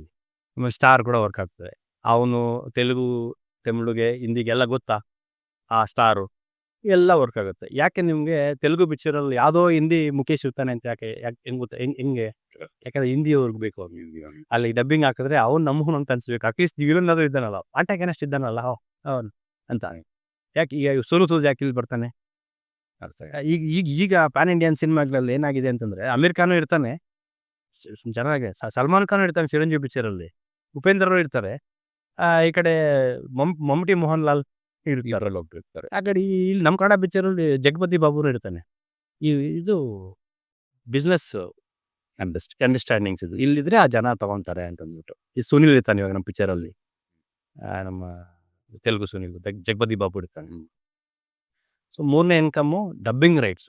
ಡಬ್ಬಿಂಗ್ ರೈಟ್ಸ್ಗೆ ಈ ಕ್ರೈಟೀರಿಯಾ, ಆರ್ಟಿಸ್ಟ್ನ ನಾವು ಮಿಕ್ಸ್ ಮಾಡಬೇಕು, ಜಾಗ್ರಫಿಕಲಿ ಮಿಕ್ಸ್ ಮಾಡಬೇಕು, ಲ್ಯಾಂಗ್ವೇಜ್ ರೀಜನಲ್ಲಿ ಮಿಕ್ಸ್ ಮಾಡಬೇಕು. ಇದು ಡಬ್ಬಿಂಗ್ ರೈಟ್ಸ್. ಇದರಲ್ಲಿ ಹಾಡಿದೆ, ಐಟಮ್ ಸಾಂಗ್ ಇದೆಯಾ, ಇದು ಸಾಂಗ್ಸ್ ಇದೆಯಾ, ಮೇಜರ್ ಆಗಿ ಇದರಲ್ಲಿ ಕೌಂಟ್ ಆಗೋದು ಫೈಟ್ಸ್, ಎಷ್ಟು ಆ್ಯಕ್ಷನ್ಸ್ ಇದಾವೆ ಅಂತ. ಆ ಆ್ಯಕ್ಷನ್ಸ್ ಎಲ್ಲೂ ನೆಲದ ಮೇಲೆ ನಿಂತ್ಕೊಂಡು ಹೆಂಗೆ ಹೊಡೆದಾಡ್ತಾರೆ, ಎಷ್ಟು ಹೊಡೆದಾಡಿದ್ದಾರೆ, ಗಾಳಿಯಲ್ಲಿ ಹಾರು ಎಷ್ಟು ಹೊಡೆದಾಡಿದ್ದಾರೆ, CG ಎಷ್ಟಿದೆ, ಇದರಲ್ಲಿ ಗ್ರಾಫಿಕ್ಸ್ ಎಷ್ಟಿದೆ, ರೋಪ್ ಚಲರ ಎಗ್ರಿ ಎಷ್ಟಿದೆ, ಆ್ಯಕ್ಷನ್ ಎಷ್ಟರ ಮಟ್ಟಿಗಿದೆ, ಬ್ಲಾಸ್ಟ್ ಆ್ಯಕ್ಷನ್ನ, ಚೇಜ ಎಷ್ಟರ ಮಟ್ಟಿಗೆ ಸ್ಕೇಲ್ ದೊಡ್ಡದಿದೆಯಾ, ಇದೆಯಾ, ಆ್ಯಕ್ಷನ್ ಹೆಂಗಿದೆ ಅನ್ನೋದ್ರ ಮೇಲೆ, ಆ್ಯಕ್ಷನ್ಸ್ ಮೇಲೆ. ಯಾಕಂದರೆ ಆ್ಯಕ್ಷನ್ನು ಆ ಕಡೆ ಜಾಸ್ತಿ ಇಷ್ಟಪಡ್ತಾರೆ ಅಂತ. ಆ್ಯಕ್ಷನ್ಸ್ಗೆ ಡಬ್ಬಿಂಗ್ ರೈಟ್ಸ್ ಮಾತ್ರ ಆ್ಯಕ್ಷನ್. ಯಾಕೆ ಇವಾಗ ಇಷ್ಟೊಂದು ವೈಲೆನ್ಸ್ ಪಿಕ್ಚರ್ ಬರ್ತಿದ್ದಾವೆ ಅಂತಂದರೆ, ಇಡೀ ಇಂಡಿಯಾನ ಕವರ್ ಮಾಡಬೇಕು, ಇಂಡಿಯನ್ ಮಾರ್ಕೆಟು, ಇಡೀ ಇಂಡಿಯಾ ಎಲ್ಲೋದ್ರೂ ಆ್ಯಕ್ಷನ್ ಅವನು ತಗೊತಾನೆ. OTT ನಿಜವಾಗ್ಲೂ ನಾನು ಅದೆಲ್ಲ ಅಂಡರ್ಗಾನ್ ಆಗಿಲ್ಲ, ಏನು ಎಕ್ಸ್ಪೀರಿಯೆನ್ಸು, ನನ್ನ ಫಿಲಮ್ ಯಾವುದನ್ನು ಕೊಟ್ಟಿಲ್ಲ ನನಗೆ. ಈ ಸುತ್ತು ಇರೋರು ಹೇಳೋ ಪ್ರಕಾರ ಇದು ಮಿಡಲ್ ಪರ್ಸನ್ ಜಾಸ್ತಿ ಇದ್ದಾರೆ. ಕಂಪ್ನೀಸ್ ಮಿಡಲ್ ಪರ್ಸನ್ಸ್ ಕನ್ಸಲ್ಟಿಂಗ್ಸ್ ಅಂತಂದು ಅವ್ರು ನಮ್ಮ ಹತ್ರ ಎಲ್ಲ ಡೀಟೇಲ್ಸ್ ತೊಗೊತಾರೆ, ಫಿಲಮ್ ಕಂಪ್ಲೀಟ್ ಡೀಟೇಲ್ಸ್ ತೊಗೊತಾರೆ. ಅವರು ಅಪ್ರೋಚ್ ಮಾಡ್ತಾರೆ, ಅವ್ರದ್ದು ಏನಿದೆ ಪರ್ಸೆಂಟೇಜ್ ತೊಗೊತಾರೆ, ನಮಗೇನಿದೆ ಅದನ್ನು ಕೊಡ್ತಾರೆ. ಓಕೆ, ಅವರು ತೊಗೊಂಡು ಮೊದಲು ಪರ್ಚೇಸ್ ಮಾಡಿದ್ರು. ಮೊದಲು ಕೋವಿಡ್ ಟೈಮಲ್ಲಿ, ಅದಕ್ಕೆ ಬಿಫೋರು ಅವರು ಹೊಸದಾಗಿ ಪ್ಲ್ಯಾಟ್ಫಾರ್ಮ್ಸ್ ಎಲ್ಲನೂ ಆಗ್ಬೇಕಾರೆ, ಅಮೆಝಾನು ನಮಗೆಲ್ಲ ಪ್ಲ್ಯಾಟ್ಫಾರ್ಮ್ಸ್ ಇದಾವೆ, ಆಗ್ಬೇಕಾದ್ರೆ ಎಲ್ಲನೂ ಪರ್ಚೇಸ್ ಮಾಡಿದ್ರು. ಕಂಟೆಂಟ್ ಬೇಕಾಗಿತ್ತು, ಅವ್ರಿಗೆ ತುಂಬಿಸ್ಕೋಬೇಕಾಗಿತ್ತು, ಎಲ್ಲ ಪರ್ಚೇಸ್ ಮಾಡಿದ್ರು. ಆವಾಗ ಇದು ಹಂಗೇ ಎದ್ದು ಬಿಡುತ್ತೆ, ಎಲ್ಲರೂ ನುಗ್ಗಿದ್ರು ಶುರು ಮಾಡ್ಬಿಟ್ರು ಎಲ್ಲ ಒಂದಷ್ಟು ಜನ. ಅವ್ರು ಸ್ಟಾಪ್ ಮಾಡಿಬಿಟ್ಟಿದ್ದಾರೆ. ಸ್ಟಾಪ್ ಮಾಡಿ ಒಂದಷ್ಟು ಇವಾಗ ಅವ್ನಿಗೆ ಸೆಲೆಕ್ಟೆಡ್ ತೊಗೊತಾರೆ ಅವ್ರು. ಆಮೇಲೆ ಪೇಪರ್ ವ್ಯೂ ಅಂತ, ಪೇ ಪರ್ ವ್ಯೂ ಅಂತ ಅದು ಅವನನ್ನು ನೀವು ಹಾಕ್ಕೊಡಿ. ನಮ್ಗೆ ಇವಾಗ ಮೇ ಬಿ ಮೊನ್ನೆ ಬಂದಿದ್ದು ಭೀಮಾ ಹಂಗಾಯ್ತು ಅನ್ಸುತ್ತೆ. ಸೊ ಪೇಪರ್ ವ್ಯೂಗೆ ನೀವು ಹಾಕ್ಕೋಬೋದು, ನೀವೇ ಅಪ್ಲೋಡ್ ಮಾಡೋದು, ಅವ್ರು ಪರ್ಮಿಷನ್ ಕೊಡ್ತಾರೆ, ಅಪ್ಲೋಡ್ ಮಾಡ್ಕೋಬೋದು. ಎಷ್ಟು ಬಂದಿದೆ ನಿಮಗೆ, ನಮ್ಗೆ ಎಷ್ಟು ನಿಮ್ಗೆ ಎಷ್ಟು ಅಂತ, ಅದ್ರ ಬಂದಿದ್ದ ನಿಮ್ಗೆ ಎಷ್ಟು ಅಂತ ಅಲ್ಲ, ಅದು ಆ ಥರದ್ದು ಆಗಿದೆ. ಔಟ್ ರೇಟ್ ಕೊಟ್ಟು ತೊಗೊಂಡು ಇದೆ. ಅವ್ರಿಗೆ ಆ ಕ್ರೇಜ್ ಸಿನಿಮಾ ಮೇಲೆ ಎಕ್ಸ್ಪೆಕ್ಟೇಷನ್ ಮೇಲೆ ಬಿಫೋರು ತೊಗೊತಾರೆ, ಆಫ್ಟರ್ ತೊಗೊತಾರೆ. ಜಾಸ್ತಿ ನೋಡೋದೇನಂತಂದರೆ ರಿಲೀಸ್ ಆಗಿ ರಿವ್ಯೂ ಮೇಲೆ ಅವರು ಟಾರ್ಗೆಟ್ ಯೋಚನೆ ಮಾಡ್ತಾರೆ. ಏನು ರಿವ್ಯೂ ಇದೆ ಆ ರಿವ್ಯೂ ತೊಗೊತಾರೆ. ಆ ರಿವ್ಯೂಸಲ್ಲಿ ಇವಾಗ ಹಿಂಗೆ ಇದ್ದರೆ ಹಿಂಗೆಲ್ಲ ಮಾಡಿದರೆ ಈ ಸಿನಿಮಾ ಚೆನ್ನಾಗಿರೋದು ಅಂತೇನೋ ಹೇಳ್ತಾರಲ್ಲ, ಆವಾಗ ಯಾವ ಆಡಿಯನ್ಸ್ಗೆ ಇದನ್ನು ಕೊಡಬೇಕು ಅಂತ ನಾವು ಪ್ರಮೋಟ್ ಮಾಡ್ತಾರೆ. ಅದನ್ನೇ ಅನಲೈಸ್ ಮಾಡ್ತಾನೆ ಅವ್ನು. ಕಾರ್ಪೊರೇಟ್ ಡೇಟಾ ಸೈನ್ಸ್ ಇದೆ, ಡೇಟಾ ಸೈನ್ಸ್ ಅಂದರೆ ಸ್ಟ್ಯಾಟಿಸ್ಟಿಕ್ಸ್, ಹಿಟ್ ರೇಟ್ಸ್ ಇದೆ, ಯಾವ ಟೈಪ್ ಆಫ್ ಕಂಟೆಂಟ್ನ ನಾನು ಜಾಸ್ತಿ ಕನ್ಸ್ಯೂಮ್ ಮಾಡ್ತೀನಿ. ಕೆಲವು ಥಿಯೇಟ್ರಲ್ಲಿ ತುಂಬ ಒಳ್ಳೆ ಸಿನಿಮಾ ಇದು, ಹಂಗಿತ್ತು ಹಿಂಗಿತ್ತು, ಅದ್ಯಾವುದೋ ದೊಡ್ಡ ಪಿಕ್ಚರ್ ಬಂದ್ಬಿಟ್ಟು ಇದೇನೋ ಈ ಥರ ರಿವ್ಯೂಸ್ ಇದೆ, ಆಡಿಯನ್ಸ್ ನೋಡೋಕ್ಕೆ ಅದನ್ನು ಎಕ್ಸ್ಪೆಕ್ಟ್ ಮಾಡ್ತಿದ್ದಾರೆ, ನಮ್ಮ ಪ್ಲಾಟ್ಫಾರ್ಮಲ್ಲಿ ಬಂದು ನೋಡ್ತಾರೆ, ಇದು ನಂಗೆ ವ್ಯೂಸ್ ಸಿಗುತ್ತೆ ಅಂತ ಅದು ಹೊಡ್ತಾನೆ. ಸೊ ಬೇರೆ ಬೇರೆ ಥರ ಕ್ರೈಟೀರಿಯಾ ಇದಕ್ಕೆ ತೊಗೊಳ್ತಾರೆ. ಅದು OTTದೂ ಒಂದು ಇನ್ಕಮ್ ವೇನೆ, ಇನ್ಕಮ್ ದಾರಿನೇ ಅದು. ಪೇಪರ್ ವ್ಯೂವಲ್ಲೂ ತೊಗೊತಾನೆ, ಔಟ್ ರೇಟು ತೊಗೊಳ್ತಾನೆ. ಐದನೇದು ಸ್ಯಾಟಲೈಟ್ ರೈಟ್ಸ್, TV ರೈಟ್ಸ್ ಅಂತೀವಲ್ಲ ನಾವು ಯೂಶಲಿ, ಸ್ಯಾಟಲೈಟ್ ರೈಟ್ಸ್ ಎಲ್ಲ TV ಸ್ಯಾಟಲೈಟ್ ತೊಗೊಳ್ತಾರೆ ಯೂಶಲಿ. ಆ ಫಿಲಮ್ ಜಾನ್ರ, ಟ್ರೈಲರು, ಅದ್ರ ಕ್ರೇಜು, ಎಕ್ಸ್ಪೆಕ್ಟೇಷನ್ ಏನು ಅದೇ ಯಾರು ಸ್ಟಾರು ಇದೆ, ಫಸ್ಟು ಸ್ಟಾರ್ ರೀಚ್ ಎಷ್ಟಾಗುತ್ತೆ, ಫಾರ್ ಎಕ್ಸಾಂಪಲ್ ಎಷ್ಟು ಜನ ನೋಡ್ತಾರೆ, ಆಮೇಲೆ ಯಾವ ಜಾನರು, ಯಾರು ನೋಡ್ತಾರೆ, ಯಾವ ಟೈಮಲ್ಲಿ ಹಾಕ್ಬೋದು, ಯಾವ ಲೊಕೇಶನ್ ಮಾಡ್ಬೋದು, TV ರೈಟ್ಸ್. ಇಷ್ಟು ಇನ್ಕಮ್ ದಾರಿಗಳು. TV ಅವ್ರದ್ದು ಏನು ಕ್ರೈಟೀರಿಯಾ, ಇದೇ ಕ್ರೈಟೀರಿಯಾ, ಏನು ಸ್ಟಾರು ಗೀರು, ಆಮೇಲೆ ಎಕ್ಸ್ಪೆಕ್ಟೇಷನ್, ಆಮೇಲೆ ಹಿಟ್ಟಾಗಿದೆಯಾ, ಹಿಟ್ಟಾಗ್ಬಿಟ್ಟೆ ಥಿಯೇಟ್ರಲ್ಲಿ ಅವರೊಂದು ಕೋಟ್ ಮಾಡ್ತಾರೆ. ಸೊ ಅವ್ರದ್ದೇ ಈಗ OTT ಪ್ಲಾಟ್ಫಾರ್ಮ್ಸ್ ಇದ್ದಾವೆ, ಎರಡು ಸೇರಿಸಿ ತೊಗೊತಾರೆ, ಸಪ್ರೇಟಾಗೂ ತೊಗೊತಾರೆ. Z5 ಇದೆ, ಅದಕ್ಕೂ ಮಿಡಲ್ ಪರ್ಸನ್ಸ್ ಇದ್ದಾರೆ, ಅವರು ಪರ್ಚೇಸ್ ಮಾಡಿ ಇಟ್ಕೊಂಡಿರ್ತಾರೆ. ಸರಿ ಅದು ಇದೆ ಅದು ಸುಮಾರು ಅದೇ ಇರೋದು ಜಾಸ್ತಿ. ಓಕೆ. ಡೈರೆಕ್ಟಾಗಿ ಪರ್ಚೇಸ್ ಮಾಡೋದು ಇದ್ದಾವೆ ಇದ್ದು. ಸೊ ಮಿಡಲ್ ಮ್ಯಾನ್ಸ್ ಜಾಸ್ತಿ ಇದ್ದಾರೆ, ಅವ್ರು ಪರ್ಚೇಸ್ ಮಾಡಿ ಇಟ್ಕೊತಾರೆ, ಅವರು ಮಾರ್ಕೊತಾರೆ, ಅವ್ರು ಬಲ್ಕಾಗಿ ಮಾರ್ಕೊಂಡ್ಬಾರೆ 100-50 ತೊಗೊಂಡಿರ್ತಾರೆ, ಅವ್ರು ಯಾವಾಗ ಬೇಕೋ ಅವಾಗ ಬಲ್ಕಾಗಿ ಮಾಡ್ಕೊಳ್ತಾರೆ, ಅವ್ರ ಅಂಡರ್ಸ್ಟ್ಯಾಂಡಿಂಗ್ ಇರುತ್ತೆ. ಹಂಗೆ ನಮಗೇನಂದರೆ ಪ್ರೊಡಕ್ಷನ್ಗೆ ಬಂತ ದುಡ್ಡ ಎಷ್ಟು ಅಂದ್ರೆ ಅದು ಅಂತ ಬ್ರೇಕ್. ಸೊ 5 ದಾರಿ ಇದೆ, ಬ್ರೇಕ್ ಇವನ್ ಆಗುತ್ತೆ. ಯಾವುದು ಸರ್, ಒಂದು ಕ್ಲಿಯರ್ ಕಟ್ ಕ್ವಶನ್, ನೀವು ತುಂಬ ಮಾತಾಡಿದ್ದೀವಿ ಇದ್ರ ಬಗ್ಗೆ. ಒಂದು ಸಿನಿಮಾ ಮಾಡೋದಕ್ಕೆ ಮಿನಿಮಮ್ ಬಜೆಟ್ ಮಿಸ್ಕಿನ್ ಪ್ರಕಾರ ಪಿಸಾಸು ಅಂತ ಅಂದ್ಬಿಟ್ಟು ಒಂದು ಪಿಕ್ಚರ್ ಮಾಡಿದ್ವಿ ನಮ್ಮ ತಮಿಳ್, ಮಿಸ್ಕಿನ್ ಅಂತ ಡೈರೆಕ್ಟ್ರು, ಅಗ್ರೆಸಿವ್ ಡೈರೆಕ್ಟ್ರು, ಒಳ್ಳೆ ಮ್ಯಾನೇಜಬಲ್ ಡೈರೆಕ್ಟ್ರು. ಅವ್ರ ಪ್ರಕಾರ, ನನ್ನ ಪ್ರಕಾರ ಅಂತ ಹೇಳ್ತಿಲ್ಲ, ಅವ್ರ ಪ್ರಕಾರ ಅವ್ರು ಹೇಳಿರೋದು, ಒಂದು ಒಳ್ಳೆ ಕತೆ ಸಿನಿಮಾ ಬೇಕಂದ್ರೆ 25 ಲಕ್ಷ ಸಾಕಪ್ಪ ಅಂತಿರ್ತಾರೆ. ಆದರೆ ಅದು ಯಾವ ಜನಕ್ಕೆ ರೀಚ್ ಆಗುತ್ತೋ, ಎಷ್ಟು ಕಮರ್ಷಿಯಲ್ ಆಗಿ ಹಿಟ್ಟಾಗುತ್ತೋ, ಫ್ಲಾಪ್ ಆಗುತ್ತೋ ಅವೆಲ್ಲ ನಮ್ಗೆ ಗೊತ್ತಾಗುತ್ತೆ. ಒಂದು ಒಳ್ಳೆ ಸಿನಿಮಾ, ಒಂದು ಒಳ್ಳೆ ಕತೆ ಸಿನಿಮಾ ಆಗೋದಕ್ಕೆ 25 ಲಕ್ಷ ಬೇಕು. ಸರಿ, ಅವ್ರು ಹೇಳಿ 3 ವರ್ಷ ಆಗಿರುತ್ತೆ, ಇವತ್ತು ಲಿವಿಂಗ್ ಕಾಸ್ಟ್ ಜಾಸ್ತಿ ಇರುತ್ತೆ, 30 ಲಕ್ಷ ಅಂತ ಇಟ್ಕೊಳ್ಳಿ. 30 ಲಕ್ಷ ಮಿನಿಮಮ್. ಅಲ್ಲಿವರೆಗೆ ಹೋಗೋದು ಬೇಡ. ನಮ್ಮ ರಾಜ್ ಬಿ ಶೆಟ್ಟಿ ಅವ್ರನ್ನ ತಗೊಂಡು ನಾವು, ಅವರೇ ಮೊನ್ನೆ ಯಾವುದು ಆರ್ಟಿಕಲ್, ನನಗೆ ಒಂದು ಮೊಟ್ಟೆ ಕತೆ ಮಾಡೋಕ್ಕೆ 30 ಲಕ್ಷನೋ ಎಷ್ಟೋ ಖರ್ಚಾಗಿತ್ತು. ಈಗಿನ ಜಾನರ್ಸ್ ಹ್ಯೂಮರ್ ಮಾಡಿದ್ದಾರೆ, ಏನೂ ಅಲ್ಲ ಅಬ್ಬರ ಇಲ್ಲ, ನೆಗೆಸ್ಕೊಂಡು ಹೋಗಿ ಎಂಟರ್ಟೈನ್ ಮಾಡಿದ್ದಾರೆ ಅಷ್ಟೇ. ಈಗ ನಾನು ನಿಮಗೆ ಒಂದು 30 ಲಕ್ಷ ಕೊಡ್ತೀನಿ ಸಾಕು. 30 ಲಕ್ಷನ ಸಿನಿಮಾಗೆ ಮಾಡೋದಕ್ಕೆ ನೀವು ಹೆಂಗೆ ಮಾಡ್ತೀರ? ನಾನು ಆಲ್ರೆಡಿ ನಮ್ಮ ಹತ್ರ ಈಗ ಸ್ಕ್ರಿಪ್ಟ್ಗೆ, ಪ್ರೀ ಪ್ರೊಡಕ್ಷನ್ಗೆ ಅಂತ ಒಂದಷ್ಟು ದಿನಗಳು ಖರ್ಚು, time is nothing but A ಮನಿ. ಅದೆಲ್ಲ ನನ್ನ ಹತ್ರ ಇರೋ ಕಥೆನೇ. ಆಲ್ರೆಡಿ ನನ್ನ ಬೋನ್ ಸ್ಕ್ರಿಪ್ಟ್ ಇರುತ್ತೆ, ಅದನ್ನು ಯಾವುದೋ ಒಂದು ನಾವೆಲ್ ಇರುತ್ತೆ, ಅದನ್ನ ಎತ್ಕೊಂಡು ಬೇಗ ಪ್ರೀ ಪ್ರೊಡಕ್ಷನ್ ಮುಗಿಸ್ಬೇಕು. ಖರ್ಚಾಗುವಂಥ ವಿಚಾರಗಳು, ಪ್ರೀ ಪ್ರೊಡಕ್ಷನ್ ಮುಗಿದೋಯ್ತು, ಸ್ಕ್ರಿಪ್ಟ್ ಮುಗೀತು, ಆದರೆ ಆಲ್ರೆಡಿ ನಾನು ಮಾಡಿಟ್ಟಿರೋದಿರುತ್ತೆ. ಇನ್ನೊಂದು ಸತಿ ಒಂದಿನ 2 ಸಲ ಡಿಸ್ಕಸ್ ಮಾಡ್ಕೊಂಡು ಎಕ್ಸ್ಪರ್ಟ್ಸ್ ಹತ್ರ ಅವ್ರಿಗೇನು ಕೊಡಬೇಕೋ ಅಷ್ಟೇ ಕಡಿಮೆ ಕೊಟ್ಟು ಮಾಡಿ, ಲೊಕೇಶನ್ಸ್ ಎಲ್ಲನ ಒಂದೇ ಊರು, ಒಂದೇ ಟೌನು. ಒಂದು 5 ಕಿಲೋಮೀಟ್ರು ಅಥವಾ 10 ಕಿಲೋಮೀಟ್ರ್ ರೇಡಿಯಸ್ ದೂರ ಹೋಗಲ್ಲ. ಇಲ್ಲಿ ಲೊಕೇಶನ್ಸಲ್ಲಿ ಕಟ್ ಮಾಡಬೇಕು. ಆರ್ಟಿಸ್ಟ್ ಕಡಿಮೆ artist, limited locations, limited technicians limited ಅಂತಾನು 10 ಜನನ? ಅಂದರೆ ಇವಾಗ ನಾವು ಒಂದು ರೋಮ್ ಕಾಮ್ ಮಾಡ್ಬೇಕಂತಂದ್ರೆ ನಾವು ರೆಗ್ಯುಲರ್ ಆಗಿ ಸ್ಕ್ರೀನ್ ಶೇರ್ ಮಾಡೋರನ್ನ 10 ಜನ ಬೇಕೇ ಬೇಕು. ಹೀರೋಯಿನ್ನು, ಅಪ್ಪ ಅಮ್ಮ, ಅಲ್ಲೇ ನಮಗೆ 5 ಜನ 6 ಜನ ಆಗೋದು. 6 ಜನ ಆಗೋದ್ರು. ಇನ್ನು ಫ್ರೆಂಡು, ಅವಳ ಫ್ರೆಂಡು, ಇವನ್ ಫ್ರೆಂಡು, ಓಕೆ. ಇನ್ನೊಂದು ಒಂದು ಅಂಟೆಗೆನೆಸ್ಟ್ ಏನೋ ಒಂದು ಅಬ್ಸ್ಟ್ಯಾಕಲ್ ಬೇಕಲ್ಲ ನಮಗೆ ನನ್ನ ಗೋಲ್ಗೆ. ಸೊ ಅದು ಒಂದು ಕಾನ್ಫ್ಲಿಕ್ಟು. ಆ ಕ್ಯಾರೆಕ್ಟರ್ಸು 10 ಕ್ಯಾರೆಕ್ಟರ್ ಬಂದೇ ಬರ್ತಾರೆ. 10 ಕ್ಯಾರೆಕ್ಟರ್ 12 ಕ್ಯಾರೆಕ್ಟರ್ ಮಿನಿಮಮ್ ಬೇಕು. ಸೊ ಒಂದು 15 ಕ್ಯಾರೆಟ್ ಇಟ್ಕೊಂಡು ಚಂದ್ರಲಾಗಿ ಏನು ಇದು ನಾನೇನು ಕಾಂಪ್ರಮೈಸ್ ಆಗಿದ್ದೀನಿ ಅಂತ ಗೊತ್ತಾಗ್ತಿಲ್ಲ. ನೀವು ಬುದ್ಧಿವಂತಿಕೆಯಿಂದ ನಿಮ್ಮ ಜಾಗ್ರಫಿಯಲ್ಲಿ ನಿಮ್ಮ ಗೊತ್ತಿರೋಂಥ ಜಾಗ. ನಿಮ್ಗೆ ಗೊತ್ತಿರೋ ಜಾಗದಲ್ಲಿ, ನೀವು ಫೆಮಿಲಿಯರ್ ಇರೋ ಜಾಗದಲ್ಲಿ, ನಿಮ್ಮ ಕೆಲಸ ನೀವು ಹೇಳಿದ್ರೆ ಕೆಲಸ ನಡೆಯೋಂಥ ಜಾಗದಲ್ಲಿ ಯಾವುದೋ ಒಂದು ಊರು ಅಥವಾ ಟೌನು. ಈಗ ಫಾರ್ ಎಕ್ಸಾಂಪಲ್ ನನಗೆ ಹೋದರೆ ಬಂಗಾರಪೇಟೆ ಒಳಗಡೆನೆ ಬಂಗಾರಪೇಟೆ ಸುತ್ತಲೂ ನಾನು ಪಿಕ್ಚರ್ ಮಾಡ್ಬೋದು. ಎಲ್ಲ ಇದ್ದಾವೆ, ಎಲ್ಲನೂ ಇದ್ದಾವೆ. Limited locations, limited artists, limited time ಕನ್ಸಂಪ್ಷನಲ್ಲಿ. ಈಗ ನಾನು ಹರಾಮ್ ಖೋರ್ ಅಂತೇಳಿ ಒಳ್ಳೆ ಎಕ್ಸಾಂಪಲ್ ಹೇಳಿ 16 ದಿವಸ ಶೂಟ್ ಮಾಡಿರೋದು ಅಷ್ಟೇ.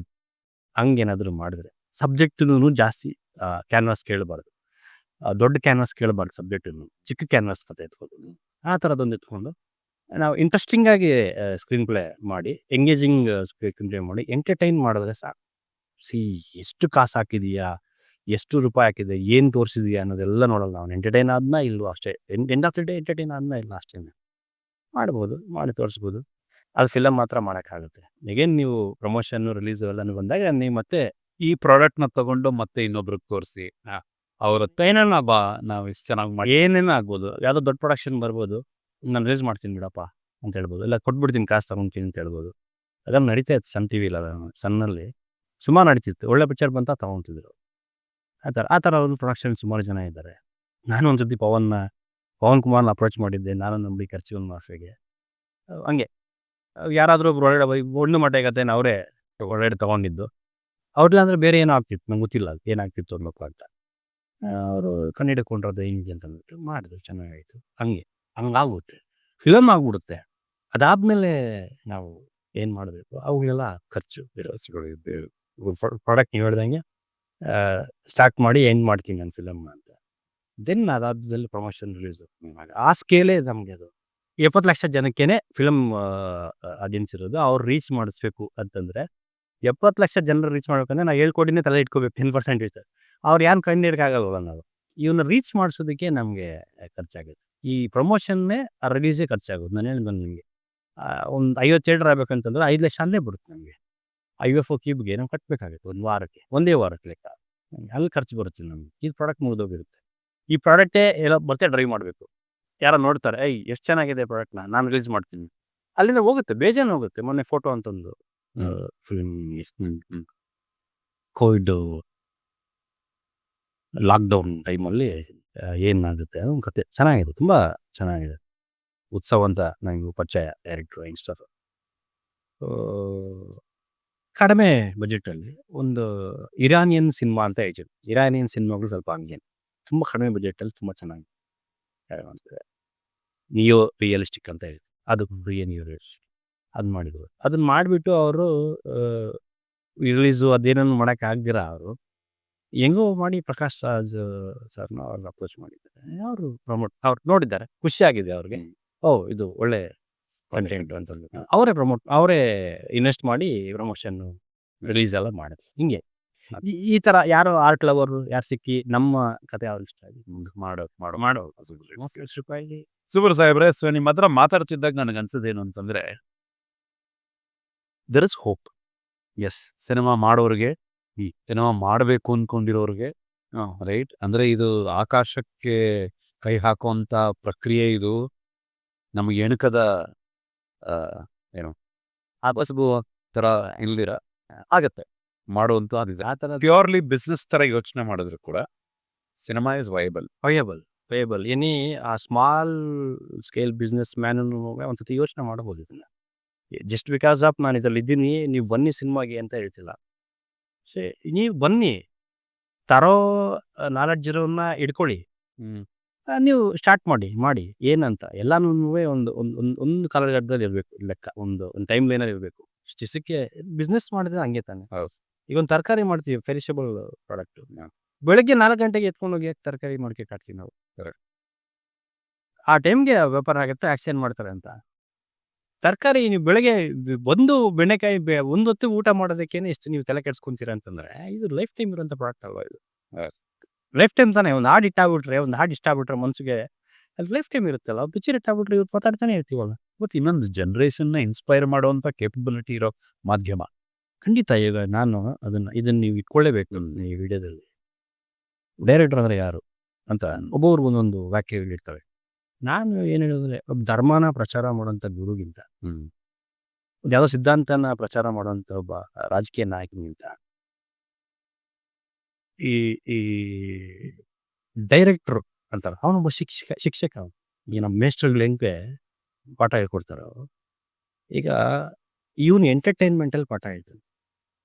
ಆ್ಯಕ್ಚುಲಿ ಮೇಸ್ಟ್ರುಗಳ ಪಾಠ ಆದರೂ ಮರ್ತೋಗ್ಬಿಡ್ಬೋದು, ಡೈರೆಕ್ಟ್ರ್ ಪಾಠ ಮರೆಯೋಕ್ಕೆ ಸಾಧ್ಯನೇ ಇಲ್ಲ ಜೀವನ ಪರ್ಯಂತ. ಯಾವುದೋ ಒಂದು ಸೀನ್ 60 ಸೀನಲ್ಲಿ ನಿಮ್ಗೆ ಯಾವುದೋ ಒಂದು ಸೀನು ಟಚ್ ಆಗಿಬಿಟ್ಟು ತಲೆ ಎತ್ಕೊಂಡ್ಬಿಡ್ತೀರಲ್ಲ. ಇವತ್ತು ಹೇಳ್ತಿರಲ್ಲ ಸಾಹೇಬ್ರೆ, ಆ ವೇದಮ್ ಇಂಟ್ರಡಕ್ಷನ್, ಬೆಸ್ಟ್ ಇಂಟ್ರಡಕ್ಷನ್ ನೀವು ಹೇಳ್ತಿರೋದು. ಬೆಸ್ಟ್ ಇಂಟ್ರಡಕ್ಷನ್ ಅದು ಹೇಳ್ತೀನಿ. ಅದು ಕೊಡೋಕ್ಕೆ ಡೈರೆಕ್ಟ್ರಿಗೆ ಮಾತ್ರ ಸಾಧ್ಯ.